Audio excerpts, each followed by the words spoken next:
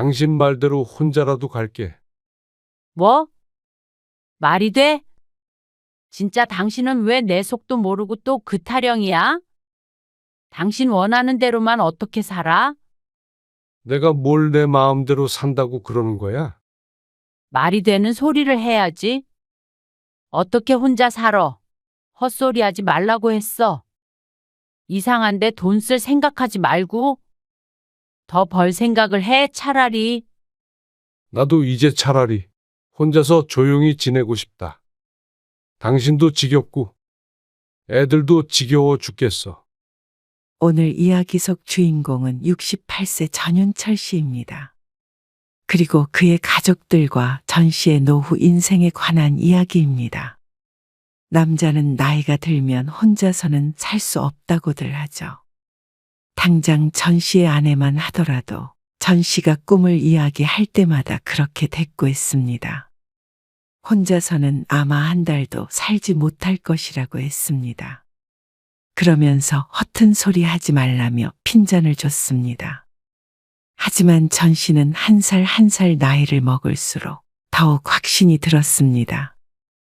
자식들 시집 장가 보낼 때까지는 가장 노릇을 하느라 얽매여 있는 몸이었지만 곧 70을 바라보는 나이가 되자 이제는 원하는 대로 살고 싶었습니다. 사이 좋다가도 어쩔 땐 물어뜯을 듯 싸워대고 또 어쩔 땐 죽고 못 살며 정신없이 사는 삶이 전 씨는 지긋지긋했습니다. 아내는 그렇게 지지고 볶고 사는 게 좋다고 했지만 전 씨는 이제 좀 조용히 한적한 곳에서 번뇌 없이 걱정 없이 살고 싶었습니다. 늘 생각만 해오던 일이었는데 아내 때문에 그리고 자식들 때문에 결단을 내리게 되었습니다. 늙어선 가족이 좋다지만 그 가족들이 전 씨를 괴롭게 한다면 이제 남은 인생은 차라리 혼자 살고 싶었죠. 전 씨는 자식이 둘이 있었습니다. 아내와 전 씨 모두 이제 60대였고 곧 70을 바라보고 있었습니다. 세월이 참 빨랐습니다. 이제는 살아온 날보다 남은 나날이 훨씬 짧다는 것이 점점 실감이 났습니다. 그런 생각을 하면 문득 씁쓸한 기분이 들기도 했습니다. 하지만 그나마 30년 동안 운영해오던 식당이 돈벌이가 꽤 되어 노후의 돈 때문에 서름당하거나 비참할 일은 없으니 작은 위안이 되었습니다. 그래서 그놈이 또 손주 돌잔치 한다고 청첩장을 주더라니까. 나는 손주가 하나인데 그놈은 벌써 몇 번째인지 몰라. 아, 그럼 너도 5만 원만 줘. 5만 원씩 5번만 줘도 얼마야 그게? 나는 딱 10만 원 받았다. 아주 양심 없는 놈이야 그거. 전 씨는 지인의 장례식에 와 있었습니다. 조용히 앉아서 밥을 먹고 있는데 주변이 시끌시끌했습니다. 누구도 애도를 하는 사람은 없었습니다. 다들 적든 많든 돈 얘기뿐이었죠. 그 와중에 취해서 큰 소리를 치는 목소리들에 파묻혀 전 씨는 한숨을 쉬었습니다. 결혼식, 장례식 등 사람이 모이는 곳이면 늘상 있는 일이었습니다. 서로 의무감의 행사에 참석하고 뒤에선 험담을 하는 이런 인간관계가 과연 의미가 있나 싶었습니다. 윤철이 너는 먹고 살만하지? 그렇지 뭐. 혹시 한 500만 빌려줄 수 있나? 지인을 만나면 종종 듣는 질문이었습니다. 늘상 거절을 했지만 그런 상황조차 전 씨를 불편하게 만들었죠. 하지만 그런 외부 인간관계보다 전 씨를 더 괴롭게 하는 건 다름 아닌 가족들이었습니다. 전 씨는 8시쯤 집으로 돌아왔습니다. 왔어? 집안이 시끌시끌했습니다. 들어가 보니 전 씨의 딸과 손주들이 거실에 있었습니다. 거실은 이미 난장판이었죠.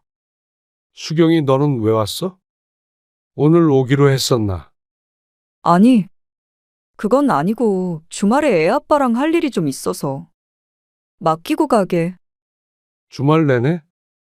일요일에 데리러 다시 올 거야. 좀 부탁해요. 그래. 전 씨가 외투를 벗고 싱크대에서 손을 씻었습니다. 그리고는 놀고 있는 손주들을 향해 말했습니다. 우리 손녀딸 하래비가 한번 안아보자. 3살짜리 손녀는 좋다고 팔을 벌렸습니다. 그런데 전 씨의 팔을 황급히 쳐내는 손이 있었습니다. 아, 아빠. 씻고 만져. 딸이었습니다. 오만상을 찡그리고는 전 씨를 밀어내며 말했습니다. 밖에서 담배 폈을 거 아니야. 한참 됐어. 손도 씻었고. 그래도 싫어. 샤워하고 와. 그리고 애들 얼굴에 절대 볼 비비지 마. 알겠지? 아직 손녀딸 손 한 번 잡지 않았는데도 딸이 질색을 했습니다. 어찌나 희번득하게 쳐다보며 눈치를 주던지 전 씨는 곧장 욕실로 들어가야 했습니다. 씻고 나오자 딸은 이미 돌아간 뒤였습니다. 전 씨도 손주들이 예뻤습니다. 하지만 주말 내내 어린 아이들에게 시달리니 딸이 다시 아이들을 데리러 왔을 때는 녹초가 되어 있었습니다. 아내는 오히려 신이 난 상태였습니다. 나는 손주들이랑 같이 사는 게 꿈이야. 뭐, 이렇게 자주 보면 되지. 그래도 너무 예쁘잖아.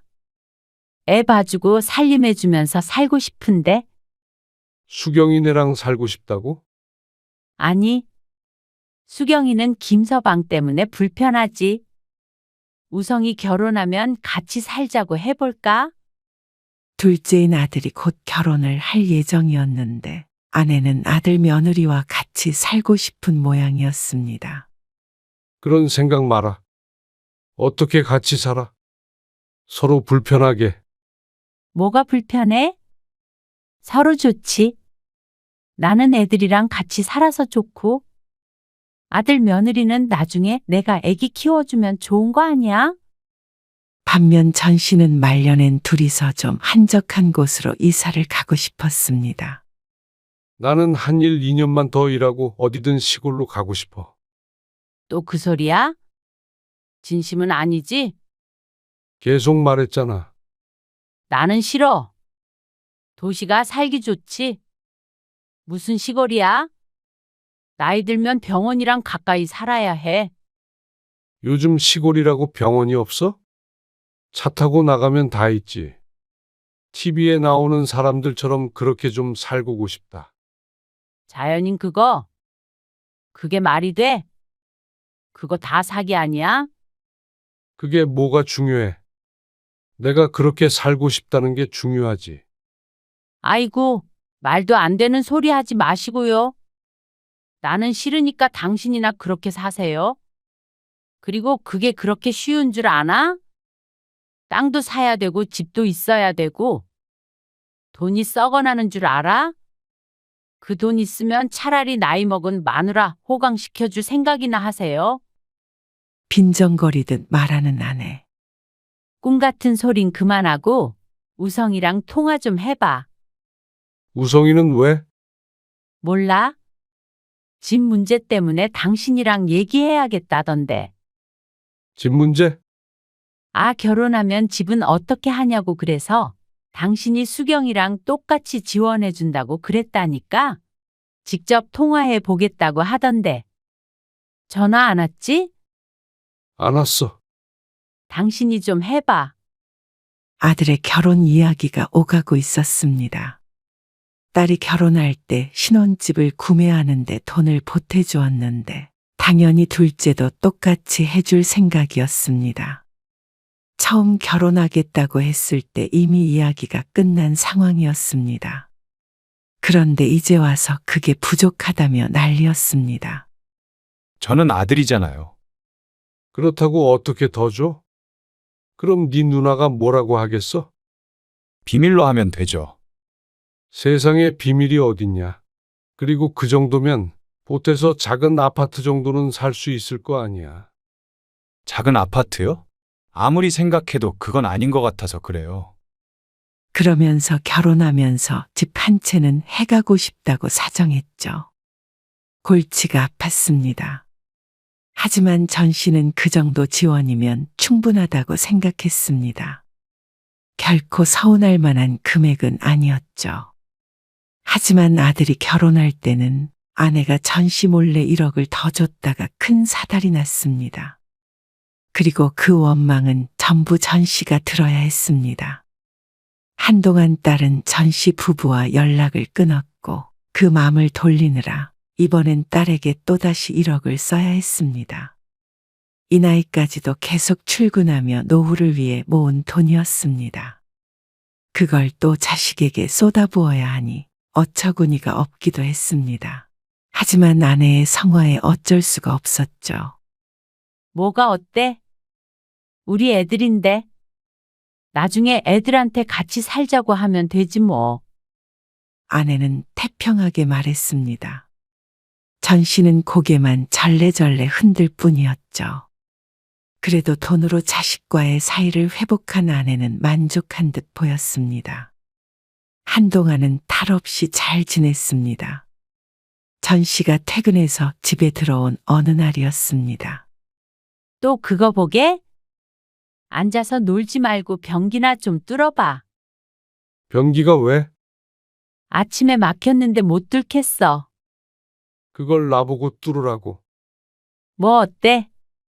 사람을 부르지 차라리. 지친 몸을 이끌고 전 씨는 화장실로 들어갔습니다.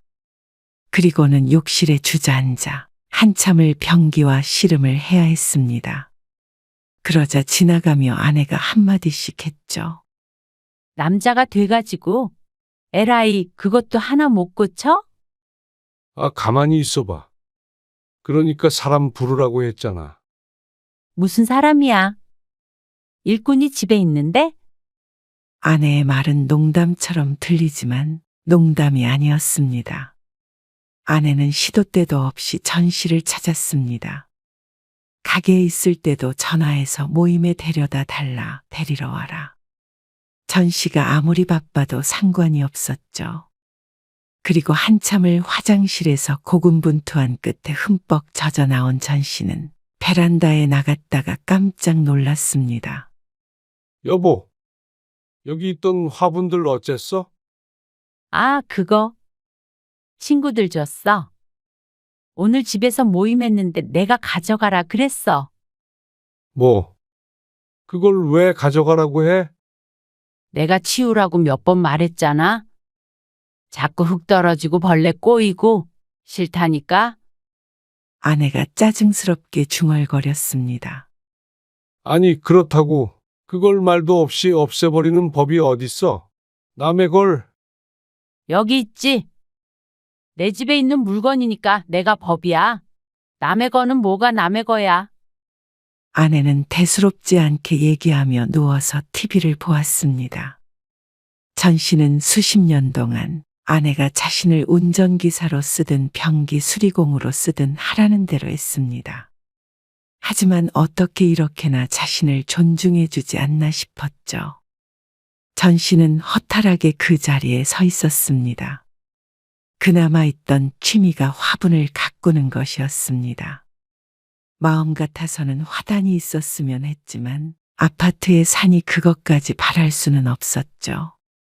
그래서 정성껏 가꾼 화분이 한두 개가 아니었습니다. 그런데 그걸 아내가 말도 없이 하루아침에 처분해 버린 것이었습니다. 늘상 마음에 안 들어 하더니 아마 벼르고 있었던 모양이었습니다. 내가 뭐 나가서 술을 마시는 취미가 있는 것도 아니고. 그거 좀 키우겠다는데 도대체 왜 그러는 거야? 아직도 그 얘기야? 싫다니까 그러네. 지저분하잖아. 집 놓을 곳도 없는데. 저기에다가 선반 짜서 정리할 거야? 그러더니 며칠 뒤에 철제 선반에 냄비나 팬 같은 것들이 놓여져 있었습니다. 지저분해서 화분을 치웠다더니 이 편이 보기에 더 지저분해 보이는 건 모르는 모양이었습니다. 전 씨는 한동안 아내와 말을 하지 않았습니다. 그렇게라도 화가 났다는 걸 알리고 싶었지만 아내는 전혀 신경 쓰지 않았습니다. 이 집에서 나란 존재가 도대체 무엇인가 싶었습니다. 다들 이렇게 사나 싶었습니다. 열심히 일해서 자식들 결혼도 시키고 노후 준비까지 해놓았습니다. 그리고 지금도 돈을 벌고 있으니 노후에 자식들에게 손을 벌리지 않을 정도는 되었죠. 하지만 현재 전 씨에게는 돈이 중요한 게 아니었습니다. 어느 날 아내의 휴대폰이 울렸습니다. 엄마, 아내의 휴대폰 너머로 아들의 목소리가 들렸습니다. 언성을 높이는 아들 때문에 의아해서 쳐다보고 있는데 아내가 변명하듯이 말했습니다.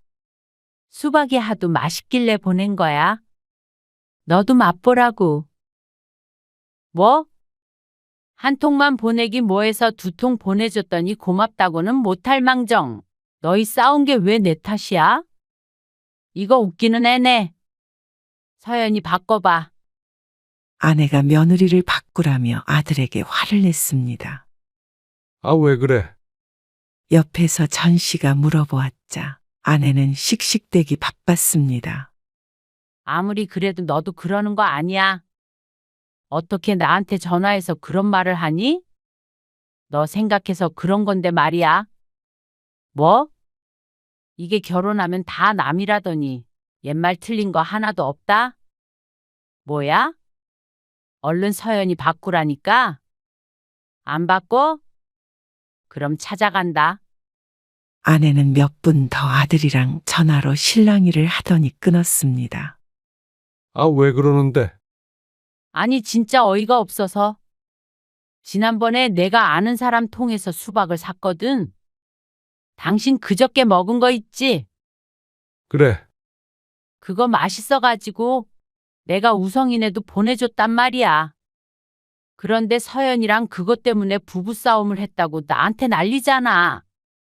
부부싸움을 왜 해? 아니 냉장고에 넣을 데도 없는데 말없이 수박을 보내면 어떻게 하냐고 말이야. 그 말에 전 씨는 한숨을 쉬었고 아내는 말을 하면서도 화가 나는 듯 했습니다. 전 씨가 보았을 때는 얘기도 안 하고 보낸 아내의 탓도 있다고 봤습니다. 다만 그것 때문에 싸웠다고 제 엄마한테 전화한 아들은 더 잘못을 했고 말이죠. 그런데 갑자기 아내가 자리에서 일어나더니 나갈 준비를 했습니다. 어디가? 어디 가긴. 죽어도 서연이 안 바꾼다니까 내가 찾아가야지. 아가서 뭐하게? 며느리 잡게? 잡게 생기면 잡아야지. 완전 나쁜 것들 아냐. 지들 집 살 때 그 난리를 피우면서 돈도 보태줬더니 말이야. 아주 배은망덕한 것들이야. 가지 마라. 화 가라앉히고 나중에 전화로 얘기해. 그렇다고 집까지 쫓아가는 시엄마가 어디 있어? 여기 있지? 아내는 말리는 전 씨를 뿌리치고는 기어이 아들네에 쫓아갔습니다. 그리고 저녁에 돌아온 아내는 전 씨에게 울분을 토해냈습니다. 아들을 흉보고 아내를 흉보고 결국엔 그게 전 씨의 탓이 되었죠. 그러게 내가 서연이 마음에 안 든다고 했잖아. 괜히 당신이 결혼시키라 그래서. 아, 그래서 결혼을 시키지 말았어야 한다는 거야? 왜 얘기가 그렇게까지 가? 그리고 당신이 오냐 오냐 하니까 걔가 시부모 무서운 줄을 모르고 그러는 거잖아. 전 씨 탓만 하는 아내에게 더 이상 할 말이 없었습니다. 그리고 조금 있자 아들에게서 전화를 받았죠. 아빠, 엄마 안 말리고 뭐 하신 거예요? 말렸어. 근데 여기까지 오시게 하면 어떡해요? 엄마한테 제발 좀 그러지 말라고 하세요. 네? 아니, 왜 그걸 못 막아서, 왜 다들 전 씨를 못 잡아먹어서 안달인지 몰랐습니다. 그리고 다음날 아들이 다시 찾아오고 아내는 울고 불고 하고 진짜 아들 이혼하는 꼴 보고 싶으세요? 우성이 너 그만하지 못해? 이게 엄마한테 쫓아와서 한다는 소리가 뭐? 이혼? 그래. 해라. 그리고 나서 며느리와 통화하고 화내고 싸우고 무척 혼란스러운 주말을 보내야만 했습니다. 그리고 며칠이 지나자 그렇게 화내던 것도 잊었는지 금세 딸과 나들이를 가기로 했다며 외출했습니다. 당신도 갈래? 아니야. 전 씨는 집에서 혼자 조용히 쉬고 싶었습니다. 기력도 없었고 아내와 딸이 모이면 며느리 욕을 하느라 바쁜 것을 알고 있었기 때문에 운전기사 노릇을 하면서 거기에 끼고 싶지도 않았죠. 아내가 떠나고 고요한 집에 혼자 남자, 이제서야 평화가 찾아온 듯 했습니다. 소파에 누워 TV를 보니 마음의 안정이 찾아왔습니다. 아내가 그렇게 싫어하는 TV 프로그램을 보는데 모든 걸 잊고 그곳에 들어가 있는 것 같았죠. 그리고 얼마 뒤 명절이 되었을 때는 가시방석에 앉은 듯 했습니다. 표면적으로 아들과 아내는 화해를 했지만 며느리와 아내 사이엔 묘한 기류가 흘렀습니다. 저희 가볼게요. 뭐? 왜 벌써 가? 더 있다가 가? 명절 당일 오전에 아침을 먹고 일어나려던 아들을 아내가 막았습니다. 처가에도 가봐야죠. 지금 수경이 출발했대. 조금만 기다리면 만날 수 있어. 너희 만나는 건 오랜만이잖아. 보고 가. 여보, 애들도 가봐야 할 거 아니야. 지금 출발해야지 오후에 도착하겠다. 아니, 1시간만 더 있다가 가는 게 그렇게 어려워? 어제부터 있었으면 됐지. 뭘 붙잡아. 얼른 가봐라. 당신은 왜 애들 앞에서 날 무시하는 거야? 내가 언제 무시했다고 그래. 지금 그렇잖아. 또다시 아내의 목소리가 커지려고 하자 며느리가 마지못해 말했습니다. 1시간 있다가 갈게요. 정말 머리가 지끈지끈 울리는 기분이었습니다. 그리고 막상 딸이 도착하자 이번에는 점심을 먹고 가라며 떼쓰는 아내. 며느리의 얼굴이 울그락불그락해지고 아들도 제 누나에게 한마디 했습니다. 그러니 또 이번엔 아들과 딸이 서로 언성을 높였죠. 그래서 전 씨가 얼른 아들 며느리를 보냈습니다. 그러자 아내는 또 딸과 합세해서 전 씨를 몰아붙였습니다. 그거 점심 좀 먹고 가는 게 어때서? 그치? 네 아빠가 이렇다. 가족끼리 다 모이기가 쉬워.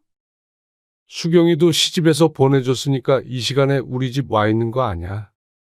며느리 마음도 좀 생각을 해줘야지. 어째서 여자들이 더 한지 몰랐습니다. 내가 이참에 버릇을 고쳐놓으려고 한 건데 그걸 왜 몰라? 지겹다, 지겨워. 전 씨가 중얼거리는 소리에 아내가 도끼 눈을 떴습니다. 그러고는 명절 내내 사람을 들들 볶았습니다.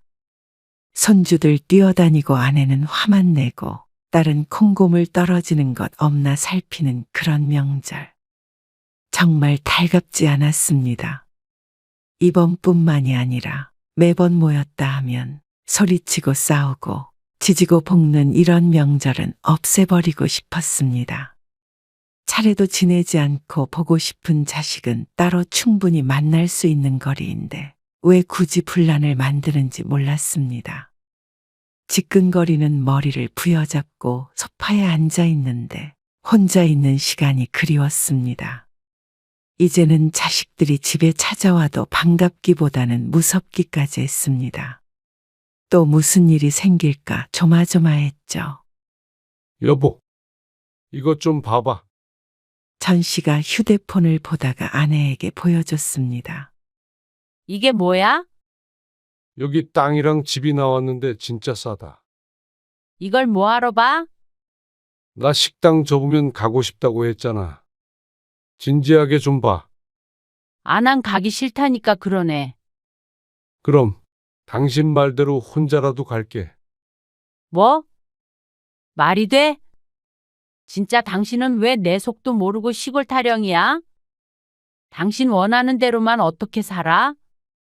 아내는 무척 화를 냈습니다. 하지만 전 씨도 억울했습니다. 내가 뭘 내 마음대로 산다고 그러는 거야? 말이 되는 소리를 해야지.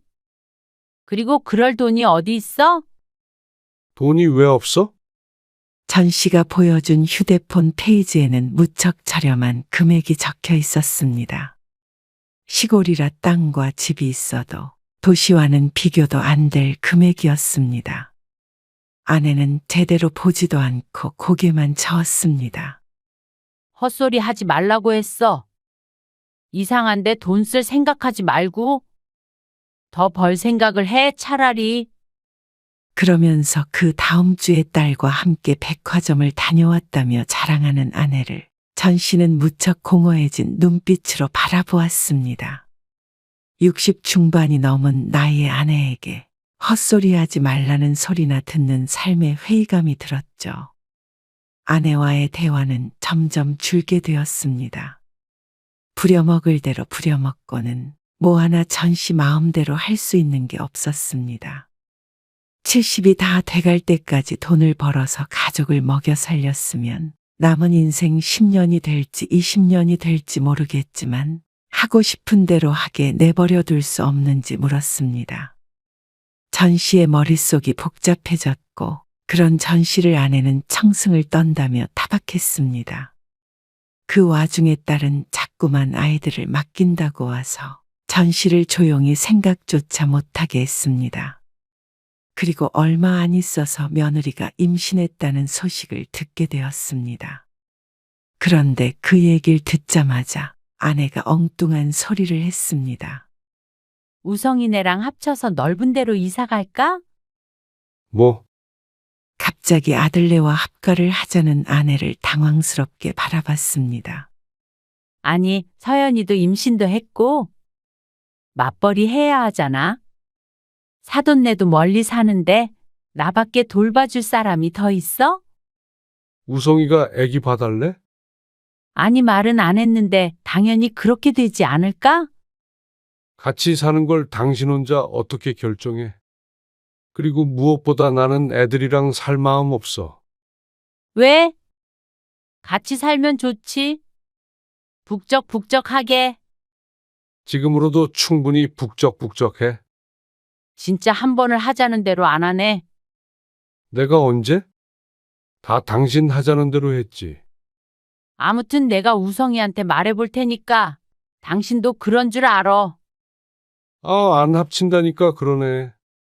그리고 우성이도 서연이도 다 싫어할 텐데 왜 굳이 그런 말을 해서 싸우려고 그래? 같이 살자는 게 싸우자는 거야? 당신 웃기게 말한다. 당신이 합치기 싫으면 말어. 당신은 원룸 얻어서 살아 그러면 나는 이 집 팔고 애들이랑 넓은 집으로 이사 갈 테니까. 과연 아들네가 그렇게 할지 의문이었습니다. 하지만 그걸 떠나서 전 씨도 기가 막히고 화가 났습니다. 원룸? 그럴 거 없어. 나도 시골 내려가 버릴 테니까. 뭐? 당신 혼자? 참나, 혼자 어떻게 살아 당신이? 어디 한번 혼자 밥 챙겨 먹고 해봐. 그러더니 혼자 화를 내고는 집을 나가버렸습니다. 한번 당해보라는 식으로 말하며 나갔지만 전 씨도 붙잡지 않았습니다. 나가봤자 가는 곳은 뻔했습니다. 곧장 딸내로 향했을 것이 분명했죠. 그리고 아내가 없는 며칠 동안 아내의 뜻과는 다르게 오히려 전 씨는 확신이 섰습니다. 그래서 아내에게 말하지 않고 일을 저질러 버렸습니다. 그동안 봐두었던 빈집을 사버렸습니다.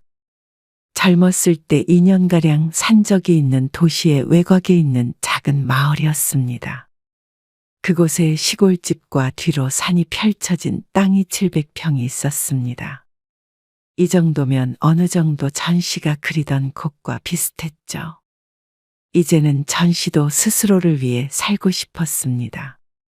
돈도 벌 줄만 알지 쓸 줄은 몰랐는데 이 정도는 충분히 자격이 있다고 생각했습니다. 그리고 무엇보다 이제는 아내고 자식이고 지긋지긋했습니다. 더 이상은 그런 혼란 속에서 정신을 갉아먹어가며 살고 싶지 않았습니다.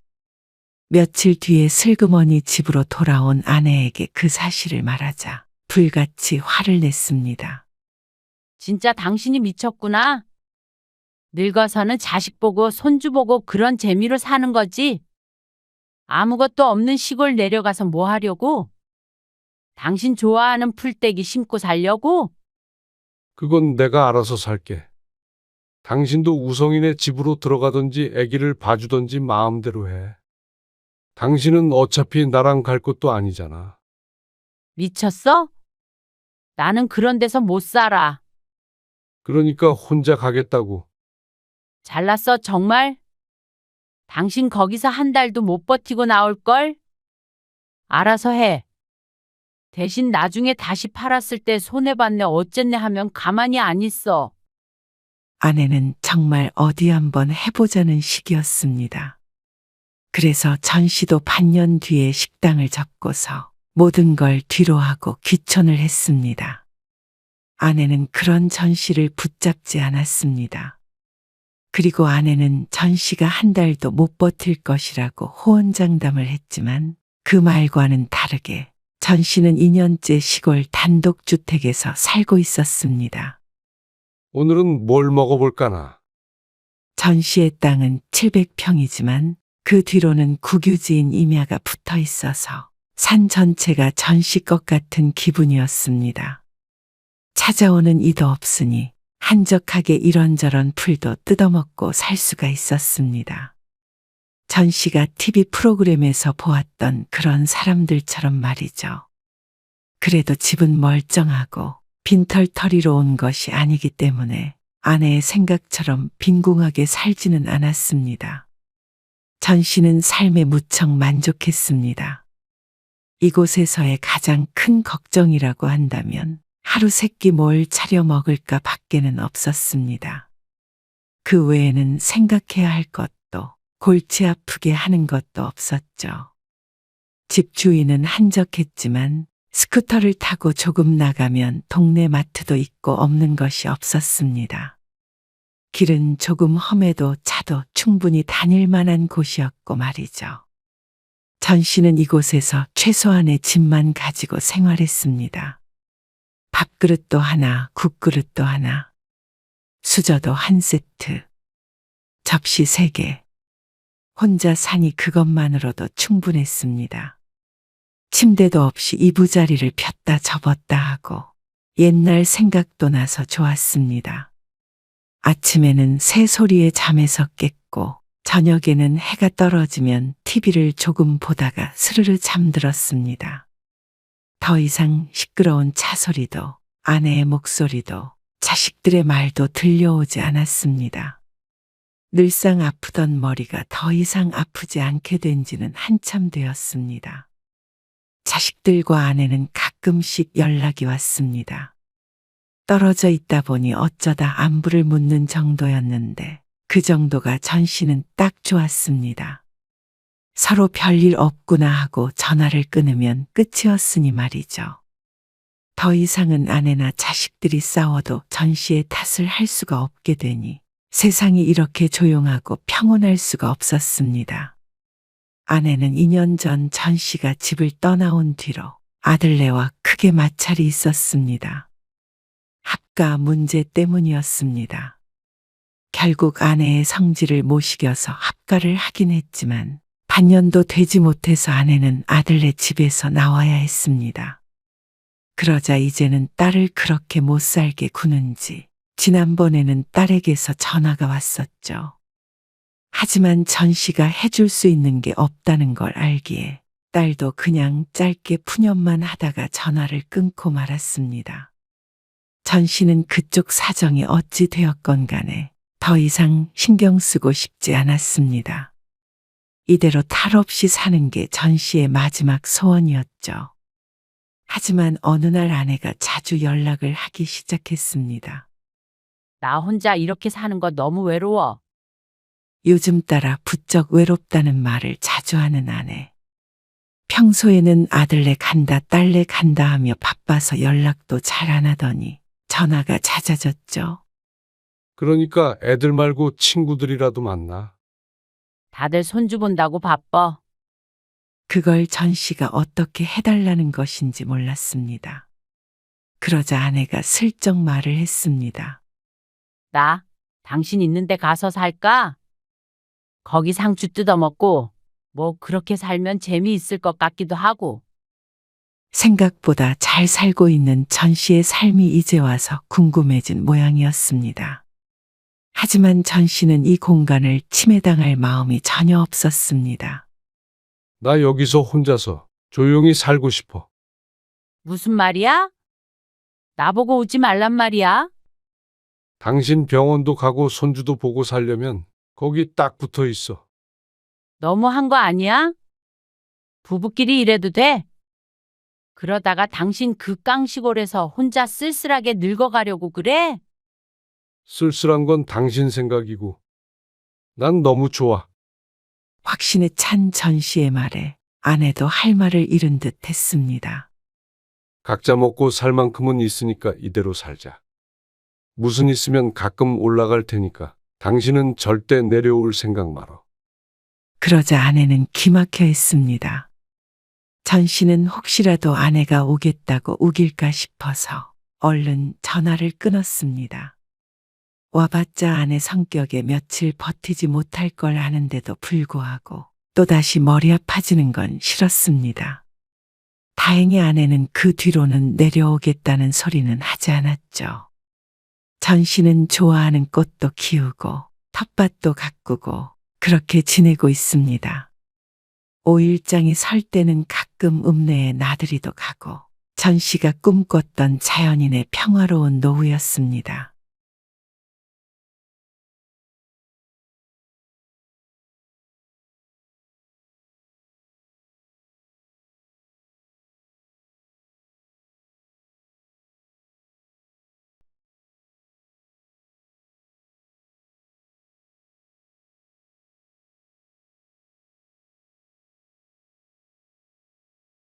나도 아버지로서 남편으로서 의무는 한 것 같아. 그러니까 이제부터 우리 각자 벌어서 먹고 살자. 무슨 말이야, 갑자기? 이제 우리 노후만 보내면 되잖아. 경제생활도 각자 하고 당신이 그렇게 힘들다고 한 집안일도 나눠서 하자는 거지. 똑같이. 그러니까 나한테 내가 쓸 돈은 내가 벌어오라는 소리 맞아? 뭐야, 그게? 이혼하자는 말처럼 들리는데? 당신이 이혼하고 싶다면 그것도 괜찮아. 이혼? 말이 되는 소리를 해. 당신 내가 벌어오는 돈에 불만 많았잖아. 그리고 집안일하고 밥하는 거 너무 힘들어 했고. 그러니까 서로 공평하게 각자 알아서 하자. 아니, 내가 당장 어디 가서 일을 구해? 3달 정도는 시간 줄게. 그동안 일 구해. 당신이 그랬지. 조금 쓰고 살면 된다고. 그러니까 당신 먹고 살 만큼만 벌어. 나도 내가 알아서 벌어서 쓸게. 3달 동안은 관리비 같은 건 내가 낼게. 그러면 3달 뒤에는 관리비도 반씩 내자는 거야? 그래. 당신 카드값도 이제 당신이 내. 밥도 따로 먹을 거니까 나 주려고 장 볼 필요도 없고. 그냥 동거인이라고 생각해. 오늘 이야기 속 주인공은 58세 남철웅 씨입니다. 그리고 그의 아내에 관한 이야기입니다. 남 씨는 최근 들어 살아온 인생에 관한 그리고 가족에 관한 회의감이 들었습니다. 특히나 아내의 태도에 크게 실망했고 더 이상 결혼 생활을 유지하고 싶지 않은 마음도 들었습니다. 자식이 아직 결혼을 안 했기 때문에 고민은 되겠지만 그 정도로 지금과 같이 살 수는 없을 것 같은 마음이었습니다. 일을 하기 싫다는 아내의 말에 여유로운 형편이 아니었음에도 불구하고 혼자 벌어서 식구들을 먹여 살렸습니다. 아내는 쭉 전업주부로 살았죠. 그런데 이제 와서 밥하는 것도 힘들다고 불평하며 여전히 남 씨는 돈 벌어다 주는 기계쯤으로 생각하는 아내. 가장으로서 당연히 아내와 자식을 위해 평생 일해야 한다고 생각하며 살아왔지만 과연 그게 옳은 삶이었는가 싶기까지 했습니다. 가장의 노고는 하나도 알아주지 않고 이제는 자신 덕에 편하게 일한 것이라며 자신만 잘했다는 아내에게 남 씨도 하고 싶은 말이 많았습니다. 더 이상 이렇게는 안 되겠다 싶었죠. 남 씨는 20대 후반에 아내를 만났습니다. 거래처 직원이었던 아내와는 2년 연애하다가 결혼에 골인했습니다. 외동아들이었던 남 씨는 작은 아파트를 한 채 받았고 아내는 형편이 좋지 않아 맨몸으로 남 씨에게 시집을 왔죠. 아내가 다니는 회사는 작은 기업이었는데 그곳의 격리였습니다. 벌이가 좋은 편은 아니었고 모아둔 돈도 없기에 남 씨 부부의 신혼은 아주 여유롭지는 않았습니다. 그래도 그나마 집 한 채 남아있는 상태이기 때문에 둘이 벌면 아이 키우며 잘 살 수 있겠다 싶었습니다. 그래서 희망찬 미래를 생각하고 결혼을 했죠. 하지만 결혼한 지 한 달이 채 되지 않아서 아내가 말했습니다.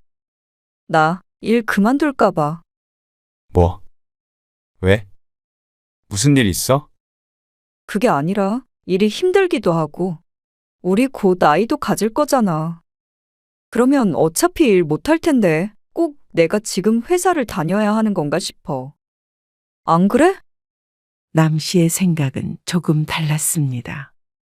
계속 직장에 다니던 아내였기 때문에 결혼했다고 일을 그만둘 것이라고는 생각하지 못했습니다. 그래서 결혼 전에도 이에 대한 이야기를 따로 나눈 적이 없었습니다. 애가 생기면 일은 잠시 쉬면 되지 않을까?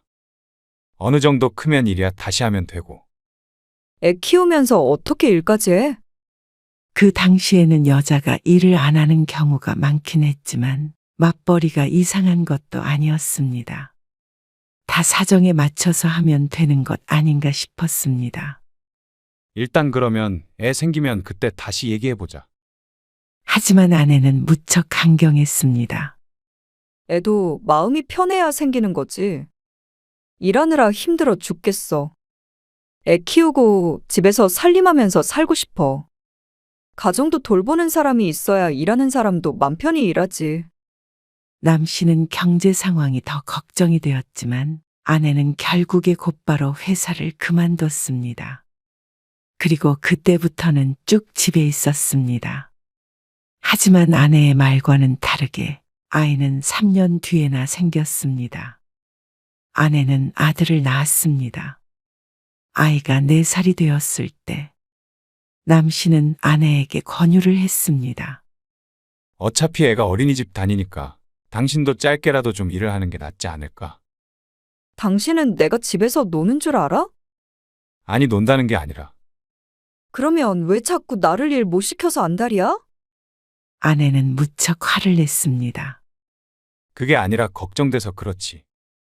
혼자 벌어서 애 교육도 시키고 나중에 노후 준비까지 할 생각하면 너무 빠듯하잖아. 조금만 쓰면서 살면 되지.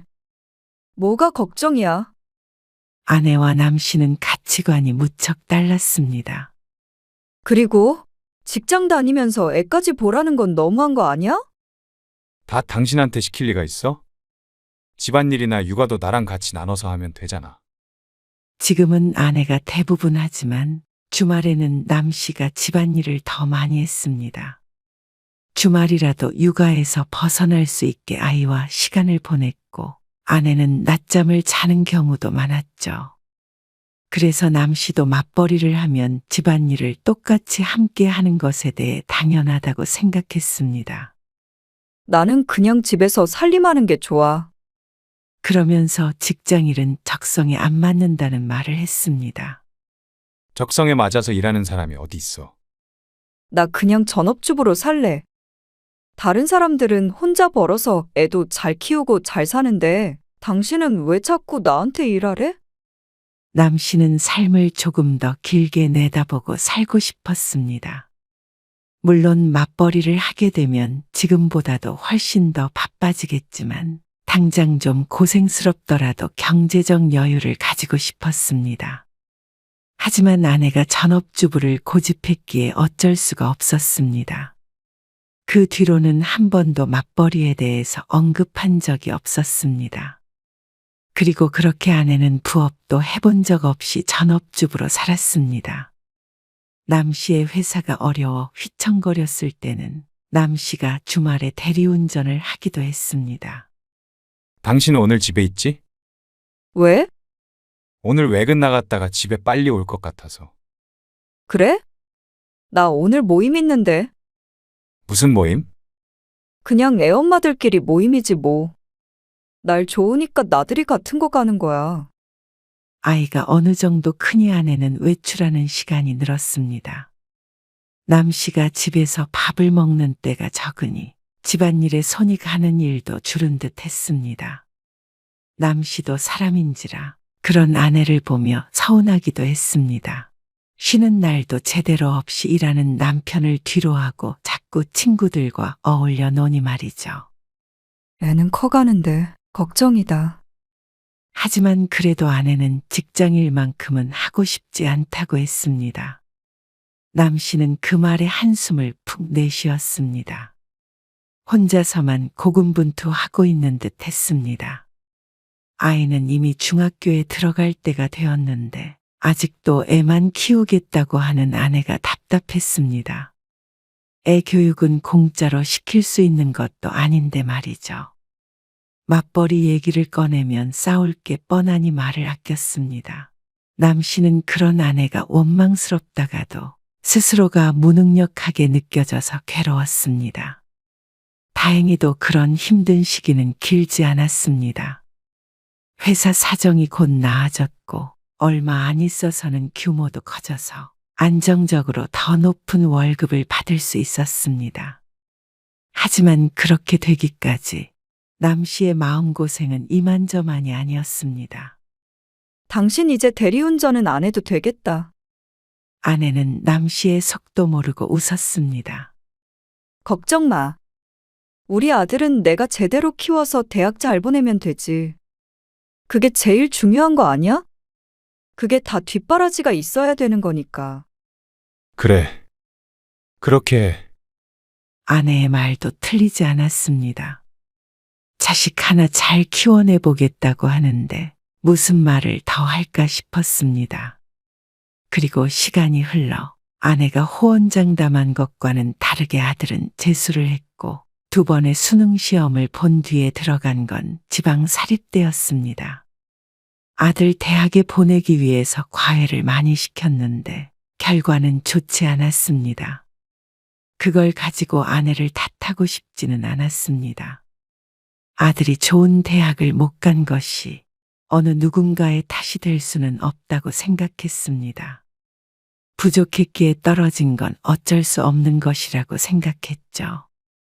하지만 아내는 남 씨를 탓했습니다. 그러게 내가 과외 더 늘려야 된다고 했잖아.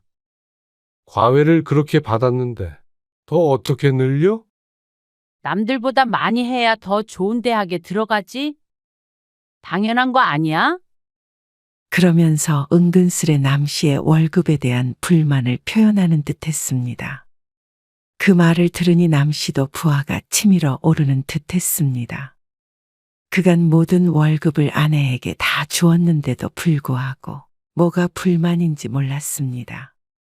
아들은 대학에 가며 따로 살게 되었습니다. 집과 대학이 멀어 어쩔 수 없이 자취를 시켜야 했죠. 그래서 남 씨는 조금 일찍 아들을 독립시키게 되었습니다. 아들도 대학에 보냈고 이제 남은 건 아내와 남 씨 둘뿐이니 앞으로는 둘이 의지하며 사는 게 맞았습니다. 더 늙어갈 일만 남았으니 말이죠. 하지만 어쩐지 남 씨는 아내와 점점 더 멀어지는 기분이 들었습니다. 남 씨는 주차장에 주차를 하고 터덜터덜 지친 발걸음을 옮겼습니다. 오늘따라 발걸음이 무거운 것은 낮에 회사에서 있었던 일 때문이었습니다. 일머리가 없으면 눈치라도 있어야죠. 회사의 월급 도둑이 몇이야, 도대체? 오늘 남 씨가 젊은 상사에게 들은 말이었습니다. 그러면서 던져진 서류 뭉치. 비껴가는 바람에 남 씨에게 맞지는 않았지만 그게 누굴 향했던 것인지 사무실에 있던 사람들 중 모르는 사람은 아무도 없었습니다. 남 씨보다 10살가량 젊은 것으로 알고 있었는데 최근 들어 유독 남 씨에게 핀잔을 주더니 오늘은 심한 모욕감을 느끼게 했습니다. 본인도 어디에선가 스트레스 받는 일이 있는지는 모르겠지만 오늘따라 견딜 수 없이 수치스러운 언행을 했죠. 젊은 혈기도 아니고 그대로 회사를 뛰쳐나올 수도 없는 노릇이기에 부글부글 끓는 속을 애써 달래어 퇴근 시간을 채웠습니다. 안쓰러워하던 직원들의 눈빛을 떠올리면 지금도 얼굴이 후끈거리는 듯했습니다. 직장 생활을 하면서 기분 나쁜 일이 수도 없이 많았지만 오늘 같은 일은 또 처음이었습니다. 아무래도 퇴직할 때가 다가와가니 이런 대접을 받나 싶었죠. 지친 몸을 이끌고 집으로 들어갔는데 TV 소리가 먼저 남 씨를 반겼습니다. 여보, 나왔어. 돌아오는 대답은 없었습니다.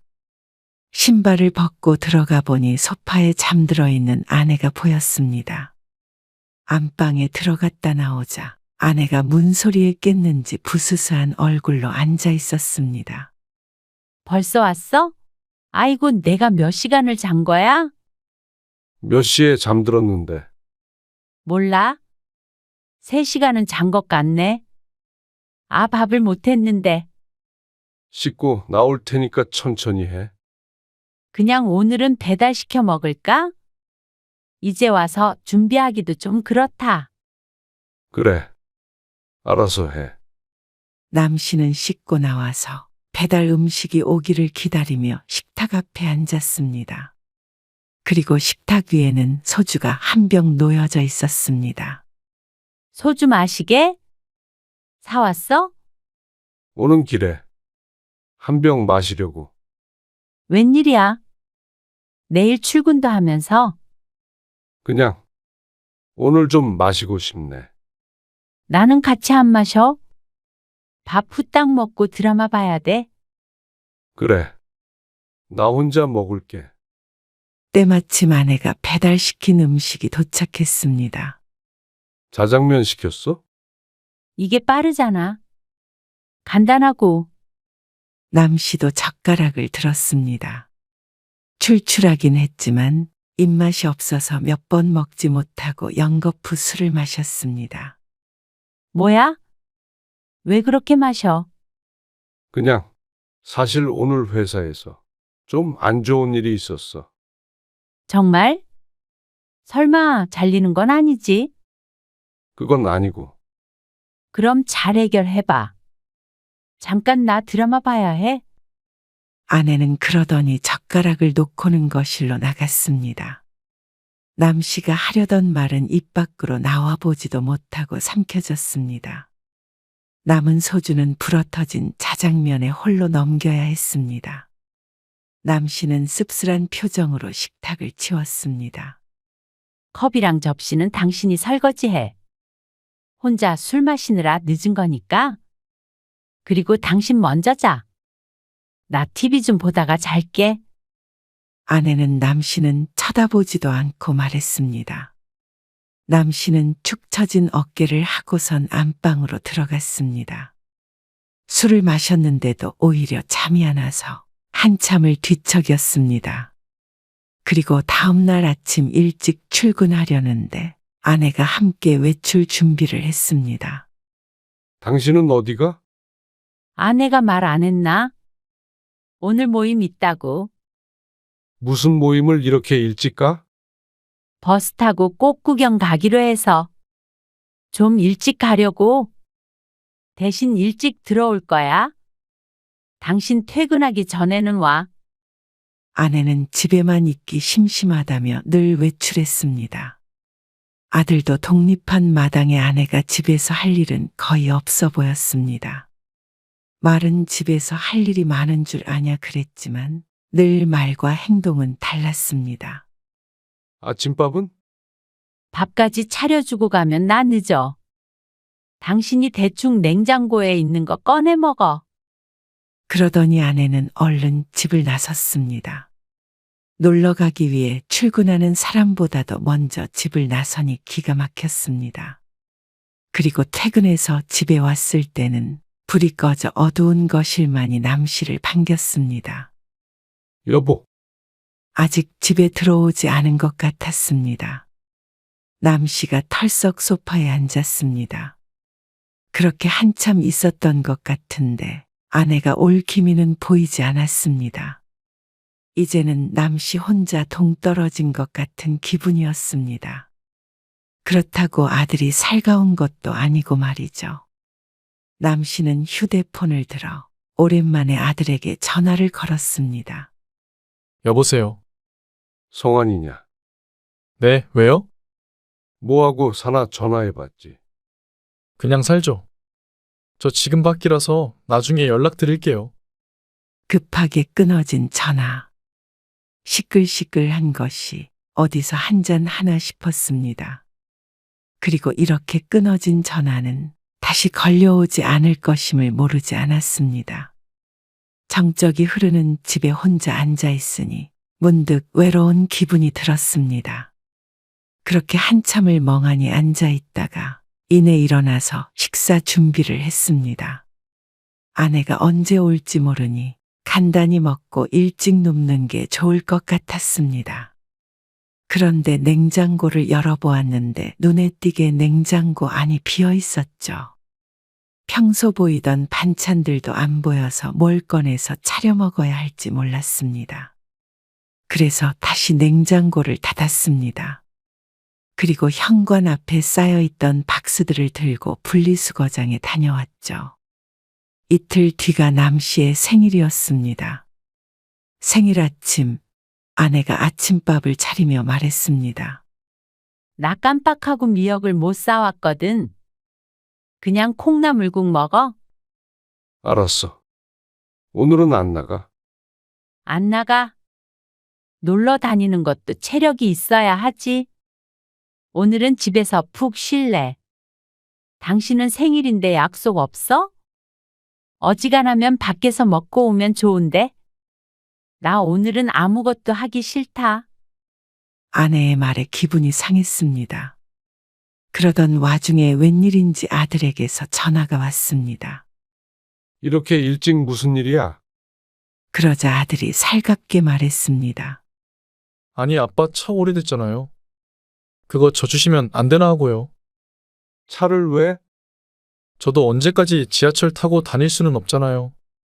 남 씨가 차를 바꿀 계획이 없다고 말하자 아들은 실망스러운 기색을 보이며 전화를 끊었습니다. 생일을 축하한다는 말은 한마디도 없었습니다. 가족이라고는 셋뿐인데 남 씨는 가족들의 지갑 같은 역할을 맡고 있는 것 같았습니다. 경제적으로 도움이 되냐 안 되냐에 따라서 남 씨의 가치가 정해지는 것 같았죠.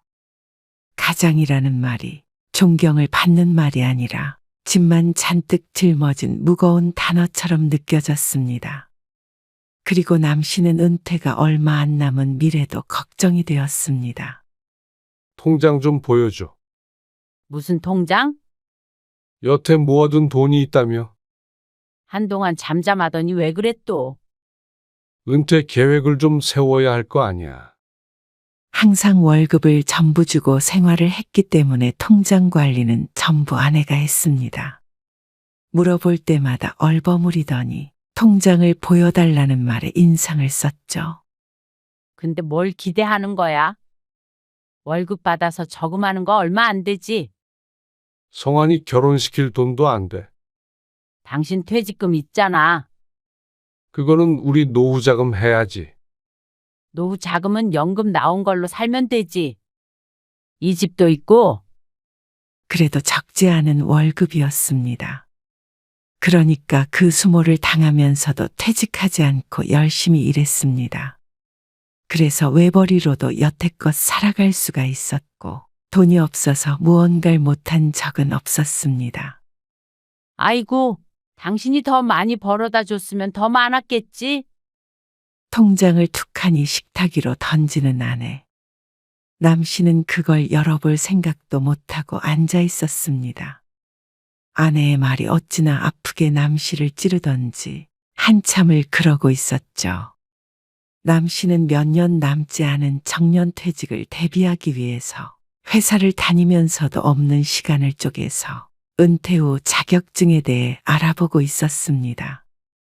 사업도 해본 적도 없으니 조금이라도 안정적으로 할 수 있는 일을 찾고자 했습니다. 하지만 아내는 그에 대해서는 고민도 없는 것 같았습니다. 그 뒤로도 늘상 해왔던 것처럼 낮에는 친구들과 놀러를 다녔고, 그러면서도 남 씨를 보면 집안일이 힘들다고 불평했습니다. 당신 나중에 퇴직하면 집안일 같이 해야 돼? 당신은 은퇴가 있지만 나는 은퇴라는 게 없잖아. 그러고는 꼭 남들과 비교하는 말을 했습니다.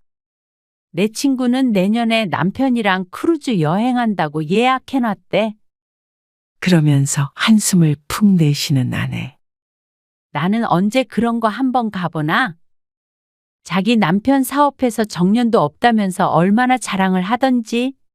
그러니까 요즘에는 회사만 다녀서는 남들처럼도 못 산다니까? 아무튼 부럽다. 힐끔 남 씨를 쳐다보는 아내의 눈빛에서 원망을 읽었습니다. 나중에 퇴직금으로 뭐라도 해봐. 퇴직금으로 사업 좀 구상해 보라며 그러면서 집안일은 또 같이 해야 된다는 아내였습니다.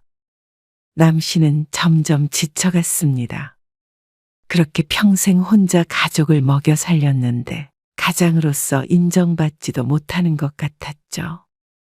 그리고 아내는 뭐가 그렇게 힘든지 몰랐습니다. 자식이 어렸을 때라면 모르겠지만 지금의 아내를 봐서는 특별히 주부로서 고된 일을 하는 것 같지도 않았으니 말이죠. 하지만 아내의 말만 들으면 세상 고생은 혼자 다 하는 것 같았습니다. 자꾸만 밥하는 게 힘들다. 청소도 힘들다. 그런 말을 입에 달고 살았습니다. 당신 앞으로 저녁은 좀 사 먹고 들어오면 안 돼?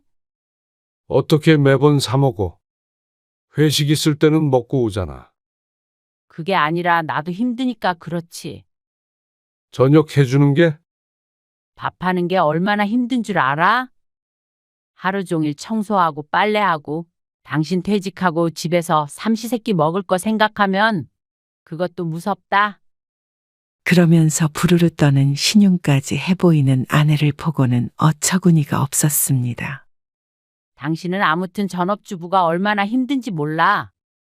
혀를 차며 말하는 아내는 과연 남 씨가 밖에서 일하며 겪는 고충에 대해서 생각해 본 적이나 있는지 궁금했습니다. 그렇게 아내와는 점점 마음이 엇나가는 듯한 느낌이 들었습니다. 여보, 여보, 야근을 한 날, 옷도 갈아입지 못하고 소파에 엎어져 있던 남 씨를 아내가 흔들어 깨웠습니다. 일어날 거야. 씻어야지. 아니 그 전에 얼른 일어나서 쓰레기 좀 버리고 와. 어제도 안 버렸지? 다용도실 터지려고 한다. 내일 나가면서 버릴게. 오늘은 너무 피곤하다. 지금 좀 버리고 와. 내일 또 까먹으면 큰일 나. 급한 거면 당신이 좀 가지 그랬어. 당신도 그 정도는 거들어야지. 이 집에 나 혼자 살아? 당신 퇴근하면 나도 주부 퇴근이야. 당신도 밥값 해. 그러면서 끝까지 남 씨를 일으켜 세워서는 현관 밖으로 밀어냈습니다. 얼떨결에 신고 나갔던 구두를 다시 신고 나온 남 씨의 행색이 무척 초라했습니다. 삶이 이렇게 흘러가는 게 맞나 싶었습니다. 지금도 이런데 정말로 퇴직 후에 일 없이 있다면 사람 대접도 못 받는 거 아닌가 싶기도 했죠. 점점 한숨만 늘어갔습니다. 쓰레기를 버리고 온 남 씨가 옷을 갈아입고 나왔는데 식탁 위가 허전했습니다. 밥은? 아까 말했잖아. 당신 퇴근하면 나도 주부 퇴근이라고. 뭐? 내가 왜 진작 그 생각도 못하고 그렇게 고생만 하면서 살았나 몰라. 기가 막혔습니다. 나는 아까 밥 먹었으니까 당신도 알아서 차려 먹어. 정말 너무한 거 아니야? 그랬더니 아내는 오히려 자신이 더 억울해 보였습니다. 내가 뭐가 너무해? 그럼 나는 뭐 하루 종일 살림만 하나? 낮 시간 동안 시간이 많이 남는 걸 모르지 않았는데 참 황당한 말이었습니다. 종일 일하고 들어온 사람 저녁밥 차려주는 게 그게 그렇게 힘들어? 아, 당신만 일했어? 나도 집에서 일해. 거봐. 전업주부는 노는 줄 안다니까. 밥하는 거 지겹고 힘들어. 그러면서 소파에서 일어날 생각을 안 했습니다. 아니면 밖에서 먹고 오던가 해. 그러더니 꺼져 있던 TV를 켰습니다. 더 이상 대화가 이어지지 않았습니다. 늘상 밥하기 힘들다, 집안일 힘들다 하는 건 알고 있었지만 남 씨도 일만 하고 집을 등한시했던 것은 결코 아니었습니다. 쓰레기는 항상 남 씨가 버렸고 설거지나 빨래도 곧잘 했습니다. 하지만 주부를 퇴근하겠다는 말을 들으니 어쩐지 힘이 빠졌습니다. 어쩌면 이렇게 자신만 생각하는지 몰랐습니다. 살아오며 힘들었던 것, 그리고 앞으로 노후 때문에 고심해왔던 것, 모두 다 부질없고 의미 없이 느껴졌습니다. 남 씨는 이런 게 가족이고 배우자라고 생각하지 않았습니다. 남 씨는 며칠 동안 고민했습니다. 더 이상 이런 취급을 받으며 살고 싶지 않았습니다. 그래야 할 이유도 없어 보였죠. 그래서 며칠 뒤 퇴근 후 텅 빈 식탁 앞에 앉았습니다. 그리고 아내를 불러 말했죠. 아, 왜? 밥 안 차린다니까 그러네. 차릴 필요 없어. 먹고 왔어? 내가 알아서 먹을게. 근데 왜 불러? 드라마 봐야 돼? 이제 성환이도 결혼할 일만 남았고 나도 아버지로서 남편으로서 의무는 한 것 같아. 그러니까 이제부터 우리 각자 벌어서 먹고 살자. 무슨 말이야, 갑자기? 이제 우리 노후만 보내면 되잖아. 경제생활도 각자 하고 당신이 그렇게 힘들다고 한 집안일도 나눠서 하자는 거지. 똑같이? 그러니까 나한테 내가 쓸 돈은 내가 벌어오라는 소리 맞아? 그래. 뭐야, 그게? 이혼하자는 말처럼 들리는데? 당신이 이혼하고 싶다면 그것도 괜찮아. 그러자 아내는 크게 충격을 받은 듯 했습니다. 이혼? 말이 되는 소리를 해. 꼭 이혼하잔 소리 아니야. 성환이 봐서라도 나도 참고 살고 싶어. 뭘 참는다는 거야? 당신 내가 벌어오는 돈에 불만 많았잖아. 그리고 집안일하고 밥하는 거 너무 힘들어했고. 그러니까 서로 공평하게 각자 알아서 하자. 아니, 내가 당장 어디 가서 일을 구해? 3달 정도는 시간 줄게. 그동안 일 구해. 당신이 그랬지. 조금 쓰고 살면 된다고. 그러니까 당신 먹고 살 만큼 벌어. 나도 내가 알아서 벌어서 쓸게. 3달 동안은 관리비 같은 건 내가 낼게. 그러면 3달 뒤에는 관리비도 반씩 내자는 거야? 그래. 당신 카드값도 이제 당신이 내. 밥도 따로 먹을 거니까 나 주려고 장 볼 필요도 없고. 그냥 동거인이라고 생각해. 참, 이혼하자는 말보다 더하다. 사람을 돈 못 번다고 무시하는 거야? 당신만 일하면서 힘들었는 줄 알아? 나도 성환이 키우면서 살림하느라 힘들었어. 내가 가정을 잘 지키고 있으니까 당신이 편하게 일한 거잖아. 그런 내공은 생각도 안 하고 이제 와서 돈 벌어오라는 게 말이 돼. 솔직히 당신은 출근해서 편하게 사무실에 앉아있다 오면 끝이지. 나는 종일 집에서 청소하고 밥하고 빨래하고 더 힘들어. 그러니까 서로 탓하고 원망하지 않게. 각자 알아서 살자는데 그게 왜 싫어? 내가 어떻게 돈을 벌어? 나가서 일하는 게 편하다며. 그런 말이 아니잖아. 돈 벌어오는 게 그렇게 편한 건지 당신도 해보던가.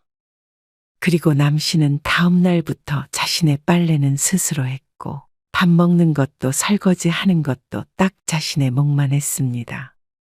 청소도 구역을 나누어서 하겠다고 아내에게 일방적으로 통보했습니다. 아내는 화가 나는지 남 씨의 말을 듣는 척도 안 했습니다. 남 씨는 정과 일상이 크게 달라진 것 같지도 않았습니다. 안 그래도 밥도 제대로 못 얻어 먹었는데 나가서 먹거나 가끔씩 사온 반찬에 혼자 차려 먹으면 그만이었습니다. 아내와는 그렇게 한 달을 지냈습니다. 그런데 아내는 구직을 할 생각이 전혀 없어 보였죠. 그런데 어느 날 청소를 하다가 아내의 메모를 발견했습니다. 휘갈겨 쓴 듯한 글을 보니 이혼이라는 두 글자가 눈에 띄었습니다. 변호사와 이혼 상담이라도 한 듯 했습니다. 재산 분배를 하면 이 30% 정도 받을 것이라는 내용이 적혀 있었고 그 위에 아내가 X표를 친 게 보였습니다. 아무래도 이 집이 결혼 전부터 남 씨의 명의였던 탓인 듯 했습니다. 어쨌거나 아내도 재산만 나눈다면 이혼이라도 할 생각이 있었던 모양이었습니다. 하지만 남 씨도 낙동강 오리알 신세가 되고 싶지는 않았습니다. 그러자 어느 날 아내가 버럭 화를 냈습니다. 진짜 너무한 거 아니야? 이러는 법이 어디 있어? 왜 이렇게 매정해? 내가 집에서 논 것도 아니고 말이야. 평생 살림하면서 고생 많이 했어. 난 또 내가 벌어준 돈으로 집에서 편하게 살림한 줄 알았지. 남 씨가 들었던 말을 그대로 해주자 아내는 말문이 막히는 듯 했습니다. 한 150 정도만 벌면 되지 뭐가 걱정이야. 150을 어떻게 버냐고? 내 월급 보고 쥐똥만큼 벌어온다고 하지 않았어? 그럼 150이면 별것도 아니네. 그러자 또다시 아내가 입을 다물었습니다. 그러더니 며칠 뒤에 남 씨에게 사과를 해왔죠. 당신 무시하듯이 얘기해서 미안해. 밥 해주기 귀찮아 했던 것도 그렇고. 그러면서 없던 일을 하자는 아내에게 남 씨가 해줄 말은 하나였습니다. 2달 남았어. 이렇게 물러서서 아내에게 밥 한 끼 더 얻어먹는다고 삶이 달라질 것 같지 않았습니다. 아내는 사과를 했음에도 뜻을 바꾸지 않는 남 씨를 원망스럽게 바라보았습니다. 그럼 핸드폰 요금 같은 것도 다 나보고 내라는 말이야? 뭐든 그냥 각자 살아. 이혼해서 당신 살 곳 없게 할 정도로 매정하진 않아. 얼른 일 구해. 100세 시대라고 퇴직 후에 할 일 알아보라고 닥달했던 것도 당신이었잖아. 당신도 똑같이 젊으니까 뭐라도 해서 돈 벌 수 있겠지. 그리고 정말 남 씨는 2달 뒤부터 아내에게 월급을 주지 않았습니다. 그리고 아내는 아르바이트를 구한 것 같았죠. 그렇게 몇 달 지내니 아내는 헬쑥해졌습니다. 그 모습이 짠하기도 했습니다. 하지만 더 이상 네가 잘한다, 내가 못한다 하며 싸울 일은 없었습니다. 아내는 틈만 나면 이제 화 좀 풀라고 했지만 남 씨는 적어도 몇 년간은 그럴 생각이 없었습니다. 각자의 입장에서 생활해 보는 것도 나쁘지 않다고 생각했습니다. 그러자 아내와는 다르게 남 씨의 삶은 좀 숨통이 트이는 것 같았습니다.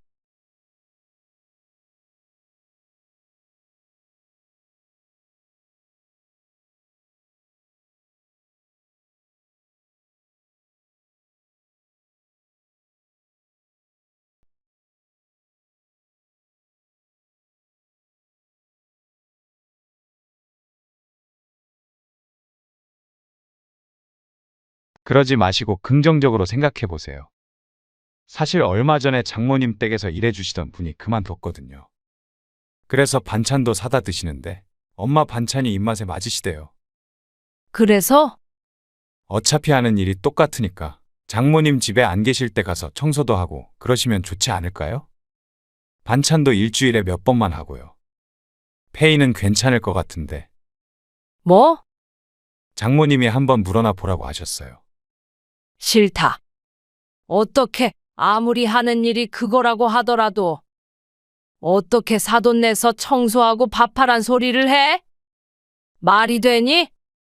가족이니까 대우가 더 좋겠죠. 나는 자존심도 없는 줄 알아? 자존심이요? 그냥 서로 필요해서 돕고 사는 건데 무슨 자존심이요? 그거 자격지심이라고 했잖아요.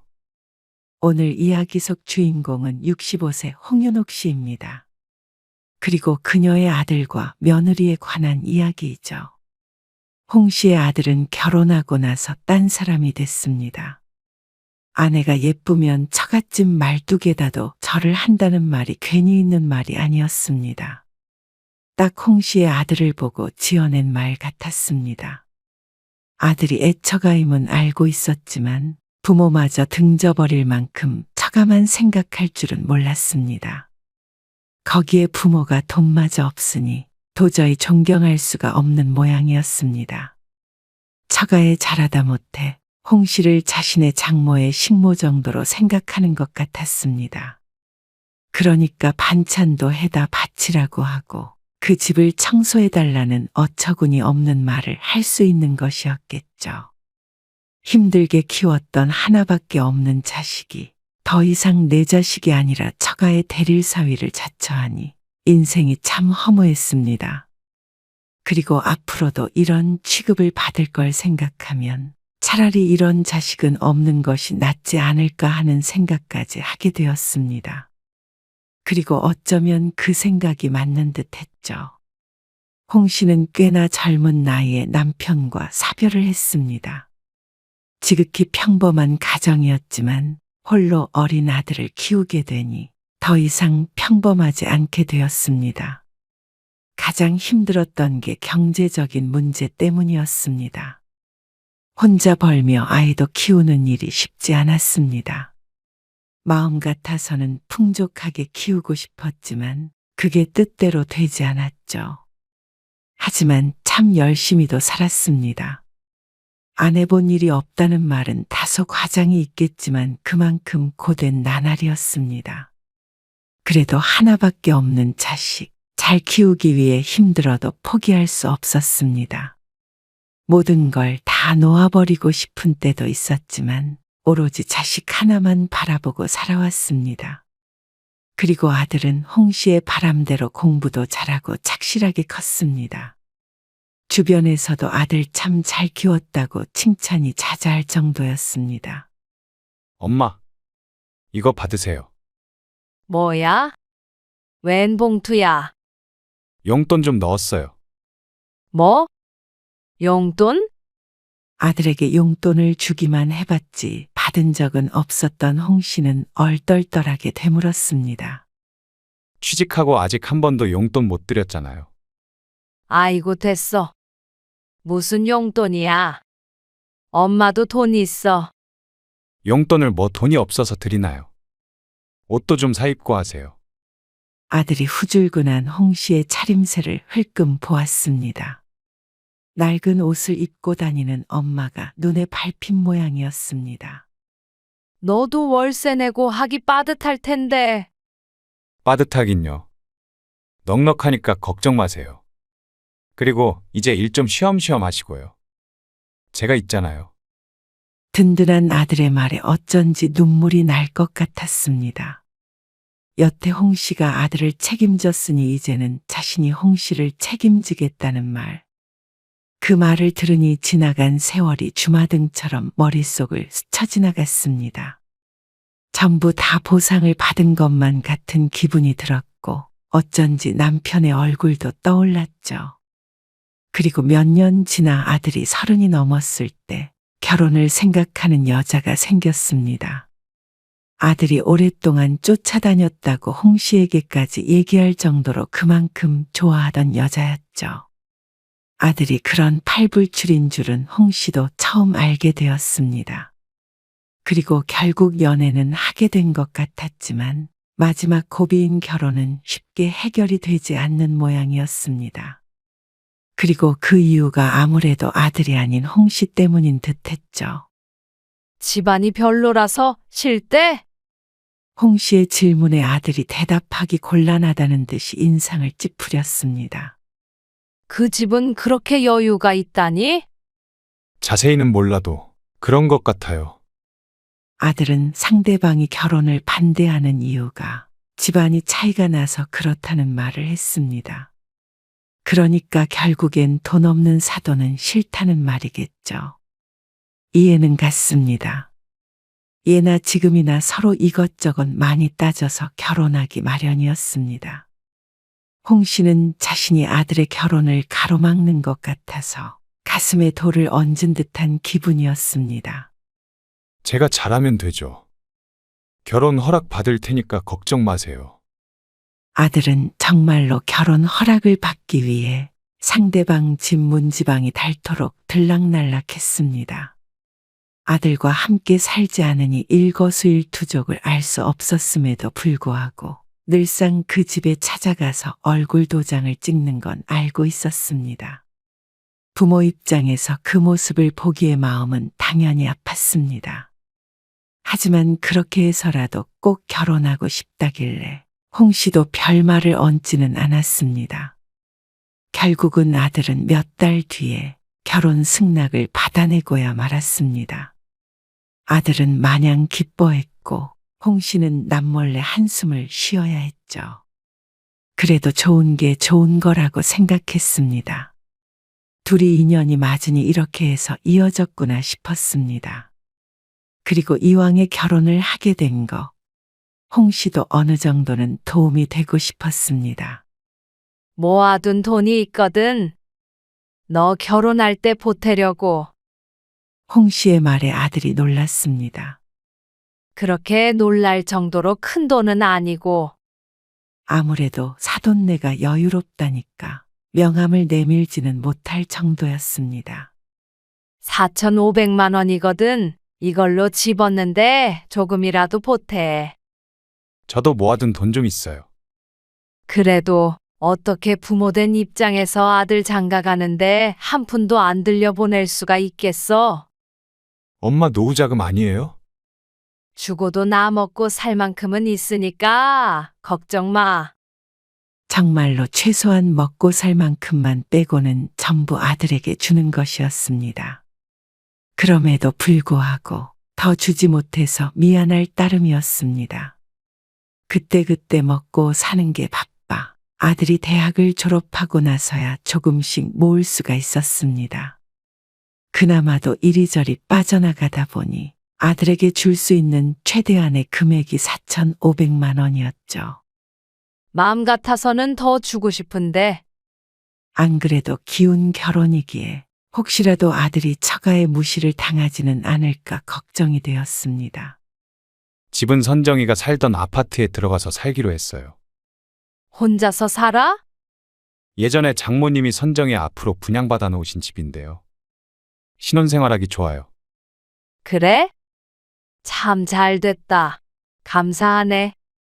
그 정도면 아들 내외 고생하지 않고 살 정도는 될 것 같았습니다.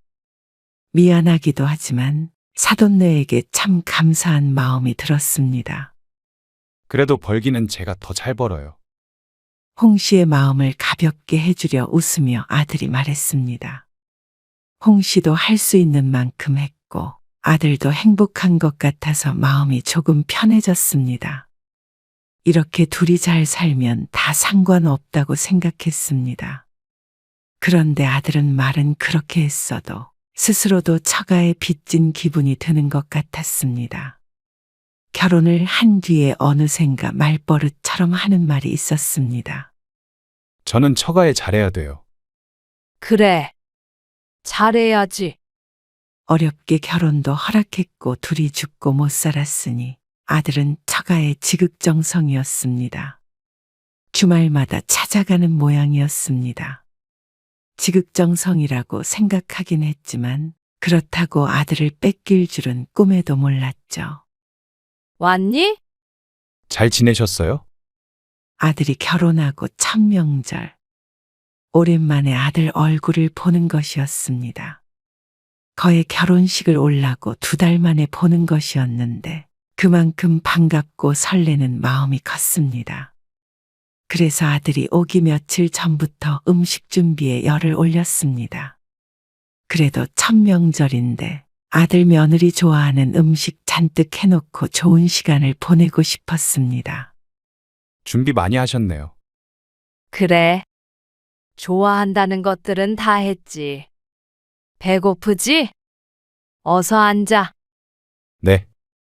홍 씨는 자신이 차려주는 밥을 먹고 있는 아들 내외를 보니 먹지 않아도 배부른 기분을 알 수가 있었습니다. 며느리도 맛있게 먹는 것 같아서 안심이었습니다. 물 떠다 줄까? 아니야. 내가 떠먹을게. 아니야. 앉아 있어. 아들은 불면 날아갈까 만지면 깨질까. 아주 며느리를 애지중지하는 것 같았습니다. 저렇게 좋을까 싶었습니다.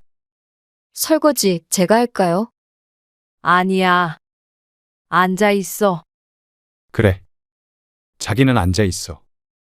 손에 물 묻히지 마. 그래도 그냥 있으라니까. 여기 앉아서 과일 먹어. 당신 여기서 설거지하면 나중에 장모님한테 나 혼난다. 그러면서 아들이 며느리를 거실로 데려가더니 소파에 앉혔습니다. 그리고 그 옆을 차지하고 앉았습니다. 자연스레 설거지는 홍 씨의 몫이었습니다. 아들이 며느리를 상전처럼 대하니 홍 씨도 며느리를 대하는 게 어쩐지 조심스러웠습니다. 그리고 아들에게 수발을 받는 며느리는 아주 익숙해 보였죠. 아들 내외는 하룻밤 홍 씨의 집에서 묵었고 다음날 아침밥까지 먹고 서둘러 사돈네로 향했습니다. 10시도 되기 전에 집을 떠났는데 그 사이에도 몇 번이나 사돈에게 전화가 와서 아들을 닥달했습니다. 얼른 가봐라. 기다리시나 보다. 그럼 가볼게요. 홍 씨도 눈치가 보여서 얼른 아들을 보내야 했습니다. 그래도 아들 며느리와 꽤나 좋은 시간을 보냈다고 생각했습니다. 그런데 아들과 며느리는 조금 다르게 생각하는 것 같았습니다. 명절이 끝나고 얼마 되지 않아서 아들에게서 연락이 왔습니다. 요즘 좀 바빠져서 다음 명절부터는 좀 쉬려고요. 쉬다니? 명절에 어디 안 가고 집에서 쉴까 해요. 아, 그럼 안 오겠다고? 그래야 할 것 같은데 이번에 선정이도 몸살도 났고요. 뭐? 몸살이 났어? 좀 힘들었나 봐요. 아들의 말처럼 손에 물 한 방울 안 묻혔는데 왜 몸살이 났는지 몰랐습니다. 아무래도 잠자리도 불편하고 그러니까요. 그래도 괜찮으시죠? 이미 대답을 정해놓고 묻는 듯 했습니다. 그래서 홍 씨도 그냥 그러라고 했습니다. 명절 땐 좀 쉬겠다는데 그걸 싫다고 할 수가 없었습니다. 와서 일을 하나하나나 명절에 여기저기 옮겨 다니면 힘들만도 하다고 생각했습니다. 그런데 다음 명절이 되었을 때 무척 황당한 일이 있었죠. 집이니? 아, 저 처갓집에 왔어요. 사돈네? 네, 집에서 쉬겠다며?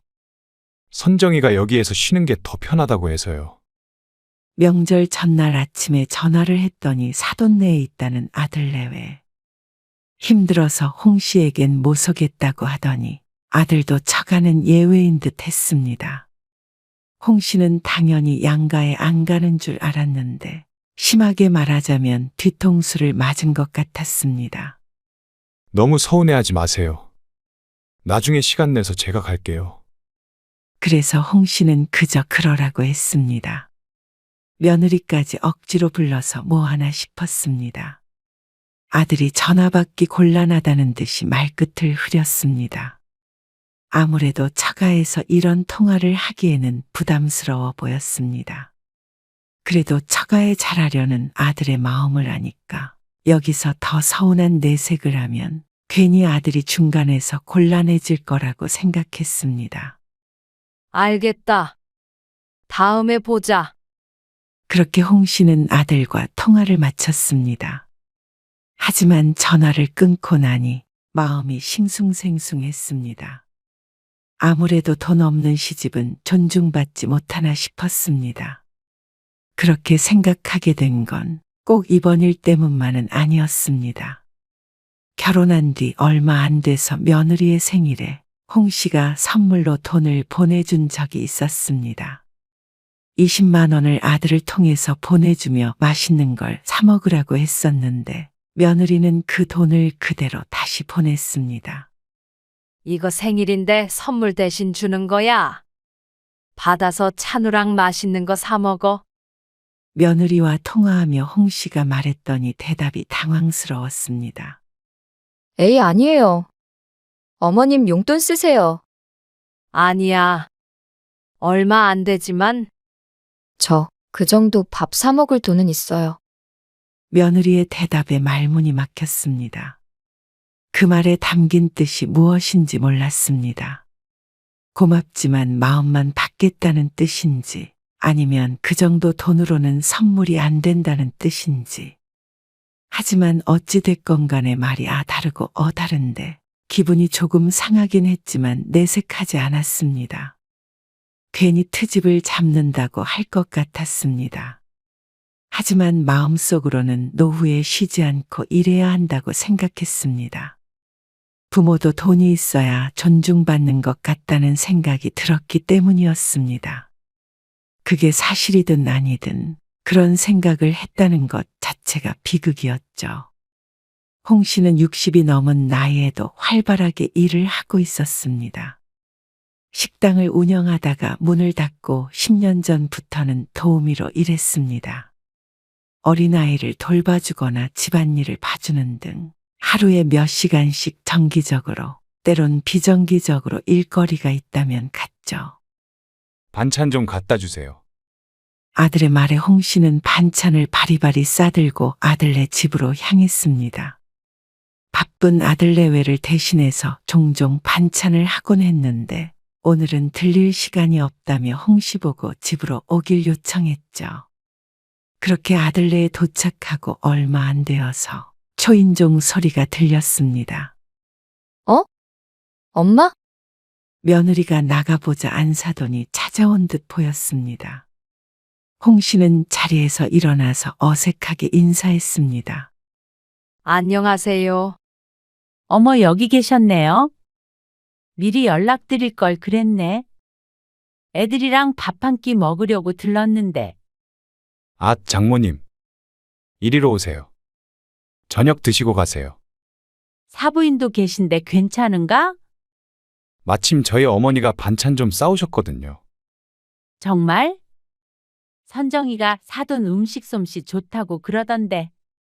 오늘 같이 드세요.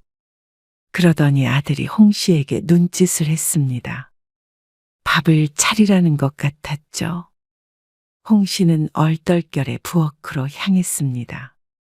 반찬을 자신이 싸왔으니 꺼내야 할 것 같은데 어째서 자신이 밥까지 차려야 하는지 몰랐습니다. 하지만 다들 자연스럽게 그런 줄 알고 있으니 홍 씨도 이해는 안 되지만 식사 준비를 했습니다. 그 옆에서 아들이 거들고는 있었지만 큰 도움은 되지 않았고 어쩐지 속이 답답했습니다. 너무 맛있네요. 역시 듣던 대로예요? 좀 싸가세요. 많이 해왔으니까. 마음 같아서는 매일 받아가고 싶네요. 돈 주고 사 먹고 싶어요. 아, 그래요? 감사해요. 그 말을 홍 씨는 빈말이라고 생각했습니다. 그리고 이내 그 일은 잊어버렸죠. 그리고 어느 날이었습니다. 아들이 반찬을 가지러 집에 들렀을 때였습니다. 근데 하시는 일은 언제까지 하실 거예요? 힘 닿는 데까지는 해야지. 아직 건강하니까. 옛날 같았으면 자신이 있으니 일은 쉬엄쉬엄 하라고 했을 텐데 아들은 그때와는 다른 말을 했습니다. 그렇죠. 요즘엔 나이 들어서도 일해야겠더라고요. 자식이 책임지고 그런 때가 또 아니니까. 그 말에 홍 씨가 아들을 쳐다보았습니다. 부모를 봉양하기 싫으니 계속 일하라는 말에 기가 안 막힐 수가 없었습니다. 그러자 아들이 변명하듯이 말했습니다. 아니, 지난번에 계속 일하실 거라고 그러길래. 나이 들어도 커리어라는 게 있잖아요. 이제 아들은 홍 씨가 조금이라도 더 오래 일해서 자신에게 부담이 되지 않길 바라는 듯 했습니다. 어쩐지 가슴이 먹먹해졌는데 아들이 말했습니다. 아, 지난번에 장모님이 반찬 맛있게 드셨다고 또 연락이 왔어요. 그러냐? 홍 씨가 그냥 고개만 끄덕이자 아들이 말을 이었습니다. 진짜로 장모님 좀 따로 드리게 싸주세요. 뭐? 그래서 이번에 좀 더 많이 해달라고 했던 거예요. 나눠서 좀 주실 수 있어요? 그러면서 반찬통을 꺼내기 위해서 찬장을 열어보는 아들. 돈은 주시겠다고 했는데 그건 제가 나중에 따로 용돈 더 챙겨 드릴게요. 기가 막혔습니다. 아들은 그날 자신에게 싸주려던 반찬을 나눠서 처가로 향했습니다. 그리고 그 뒤로 몇 번을 더 그렇게 가져갔는데 홍 씨도 회의감이 들었습니다. 그렇게 반찬을 받아갔는데 잘 먹었다느니 고맙다느니 그런 인사말 하나 없었습니다. 어쩐지 홍 씨는 사돈네의 봉사를 하고 있는 기분이 들었습니다. 아들은 가족인데 뭐가 어떠냐고 했지만 그건 홍 씨의 입장을 전혀 고려하지 않은 말이었습니다. 그렇다면 사돈네에게서 답례라도 있어야 할 텐데 그런 건 전혀 없었습니다. 서로 맛있는 걸 주고받고 그런 것도 아니고 정말로 홍 씨 혼자 식모처럼 반찬을 해다가 바치는 그림이 되었습니다. 그래서 아들에게 그렇게 말했더니 반응이 이해가 가지 않았습니다. 그건 괜한 자격지심이죠. 차갑게만 들리는 아들의 대답. 그냥 저희 거 할 때 좀 더 해주시면 되잖아요. 그러면서 그동안 못 줬던 용돈을 주겠다며 그 자리에서 계좌에 50만 원을 넣었습니다.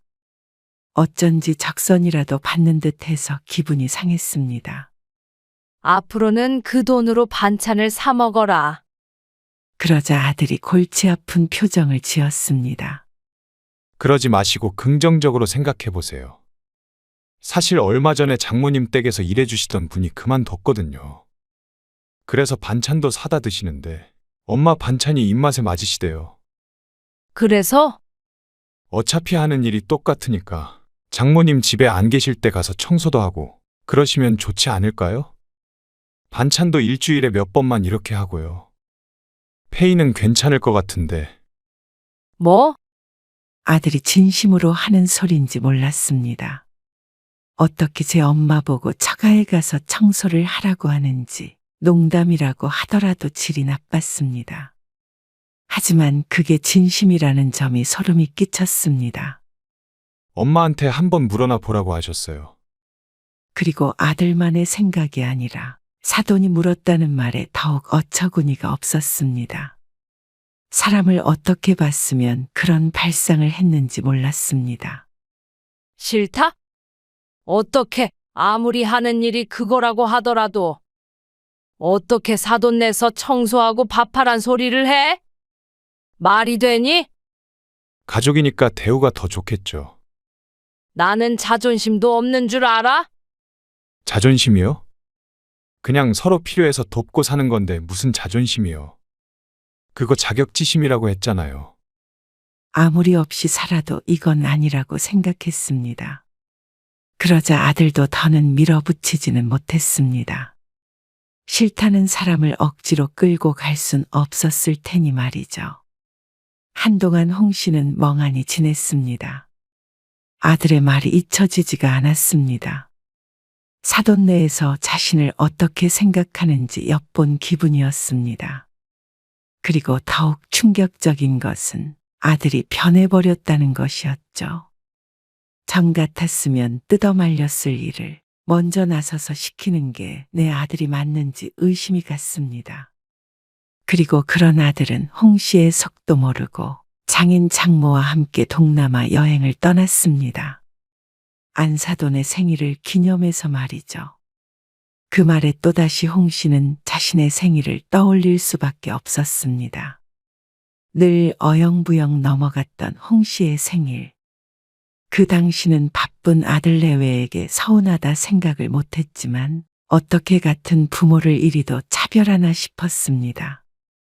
동남아 여행 경비가 없다고 생각해서 그런 것인지, 아니면 그럴 가치를 못 느낀 것인지 아들에게 물어보기도 겁이 났습니다. 그런데 여행을 떠나기 전날 아들에게서 전화 한 통을 받았습니다. 아는 사람 집이라며 집을 비운 사이에 급하게 청소해 줄 사람을 구한다는 말이었습니다. 하도 다급하게 얘기를 하길래 홍 씨는 또 속도 없이 그 집을 찾아갔습니다. 이미 여행길에 오른 아들은 전화도 받지 않았습니다. 메시지에 남겨있는 주소와 비밀번호를 보고 그 집으로 들어간 홍 씨는 집 내부를 둘러봤습니다. 어디서부터 청소를 해야 할까 싶어 방문을 여기저기 열어보았는데 안방 화장대에 세워진 작은 사진을 발견했습니다. 가족 사진이었는데 그 얼굴들이 무척 낯익었죠. 홍 씨는 소스라치게 놀랐습니다. 지금 들어와 있는 집이 누구의 집인지 알게 되자 속에서 불이 솟구치는 기분이었습니다. 홍 씨는 황급히 그 집을 나오며 아들에게 전화를 걸었습니다. 그런데 여전히 받지 않았습니다. 해외에 가더라도 전화 통화가 될 텐데 어쩐지 의도적으로 받지 않는 것 같기도 했죠. 너무나도 기가 막혔습니다. 지난번에 분명히 싫다고 했는데도 불구하고 이렇게 구렁이 담 넘어가듯이 사돈네 집 청소를 맡길 줄은 몰랐습니다. 나이 들어서 할 수 있는 일이 한정적이기에 이 일을 하고는 있지만 말 그대로 도우미이지 종이 아니었습니다. 편한 대로 부릴 수 있는 식모도 아니었습니다. 솔직히 말했다면 당연히 안 왔겠지만 그렇다고 이런 식으로 불러서 청소를 시키는 아들의 머릿속이 궁금했습니다. 아니, 이제는 아들로도 생각되지 않았습니다. 그렇게 혼이 빠진 상태로 집으로 돌아온 홍 씨는 눈물이 날 듯해서 눈에 힘을 주었습니다. 여러 번 전화를 해도 아들은 받지 않았습니다. 홍 씨는 아들이 독립하기 전에 썼던 작은 방으로 들어갔습니다. 지금은 텅 비어서 아무것도 없지만 그 방에 들어가서 말없이 눈물을 떨구었습니다. 이 방에서 공부하던 내 효자 아들이 도대체 어디로 가버렸는지 몰랐습니다. 아무리 아내가 좋아도, 아무리 처가에게 빚진 기분으로 산다고 하더라도 어떻게 부모를 이렇게 취급할 수 있나 몰랐습니다. 처가에서 홍 씨에게 그런다면 화를 내야 마땅한 자식이 말이죠. 겨우 마음을 추스르자 사흘 뒤에 아들에게서 전화가 왔습니다. 청소 안 해놓으셨어요? 뭐? 그걸 말이라고 해? 너 거기 사돈네인 거 왜 말 안 했어? 그게 뭐가 중요해요. 마주치지도 않았고 집만 청소하면 되는데요. 제가 장모님한테 해둔 말이 있는데 곤란해졌어요. 너는 엄마 생각은 안 하니? 곤란해? 참, 나는 명절에 너희가 우리 집 안 오고 처가에만 가도 뭐라고 안 했다. 내 생일은 안 챙기고 장모 생일만 챙겨도 이래저래 서운한 일 많이 있어도 아무 말 안 했어.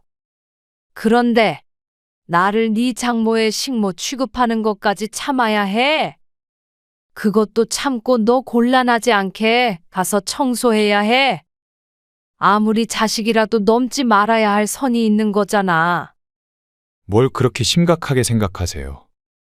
나도 여행 갈 줄 안다. 돈 없어도 나도 자존심이 있어.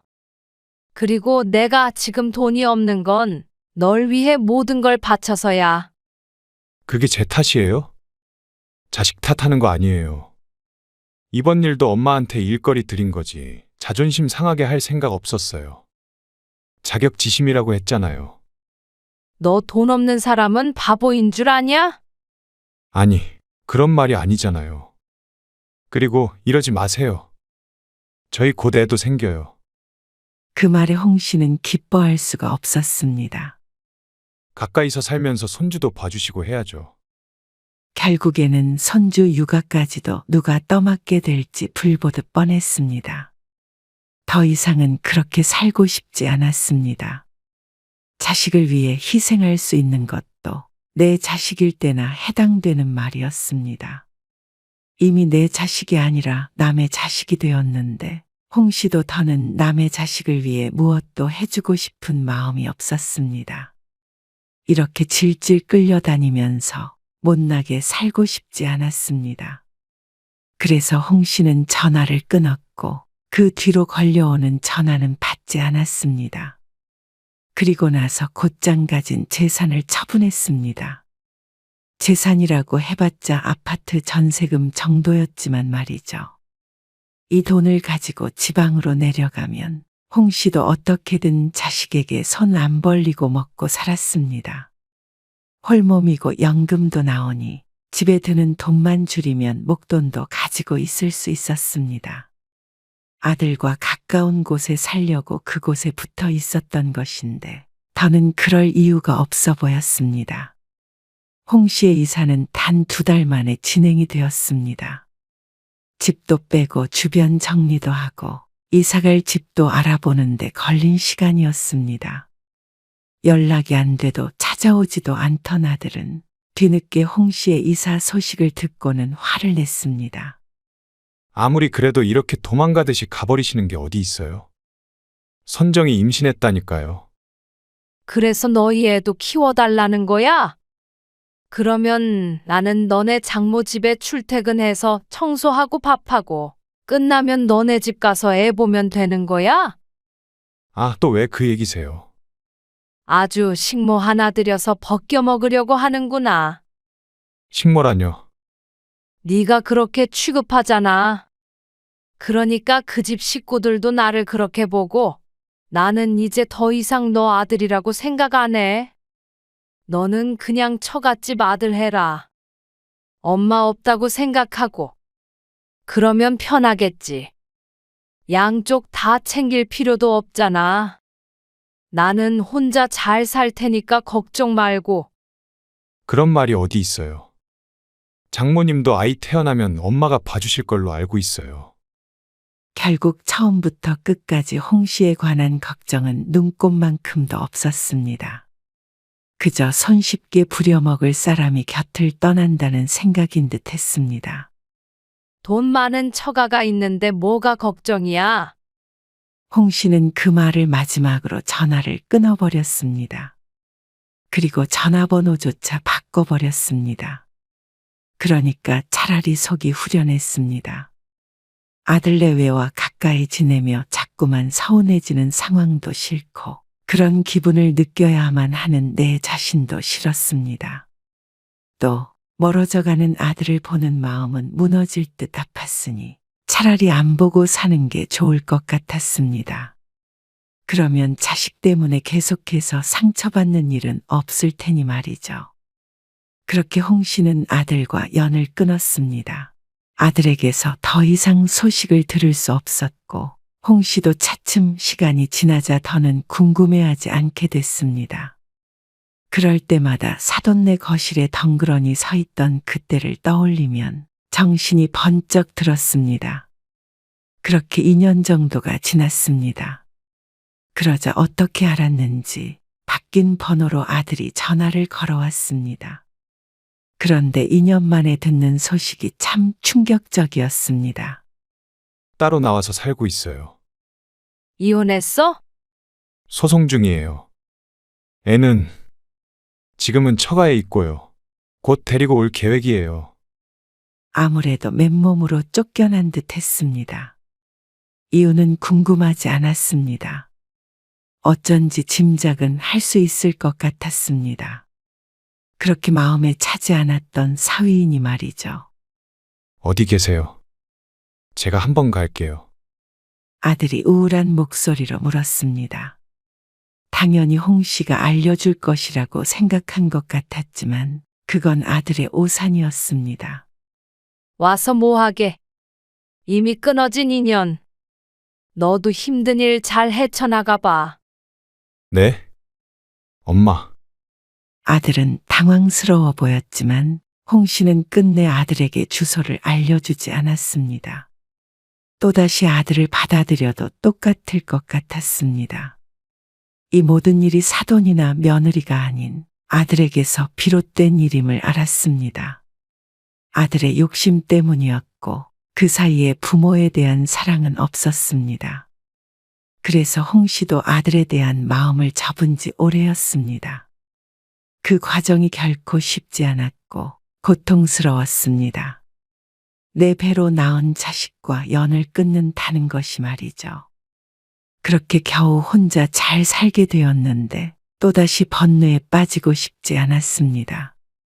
이미 부모를 부모라고 생각하지 않는 자식이었습니다. 이제 와서 바뀔 것 같지 않았습니다. 아들은 다급히 홍 씨를 불렀습니다. 아들에게 일어난 일은 안타깝지만 홍 씨는 눈 딱 감고 전화를 끊었습니다. 이제는 홍 씨만을 위한 삶을 살아보려고 모처럼 마음먹은 참이었습니다. 거기에 찬물을 붓기 전에 또다시 전화번호를 바꿨습니다. 아주 먼 훗날에 또다시 연락 온다면 그건 그때 다시 생각해보자 싶었습니다.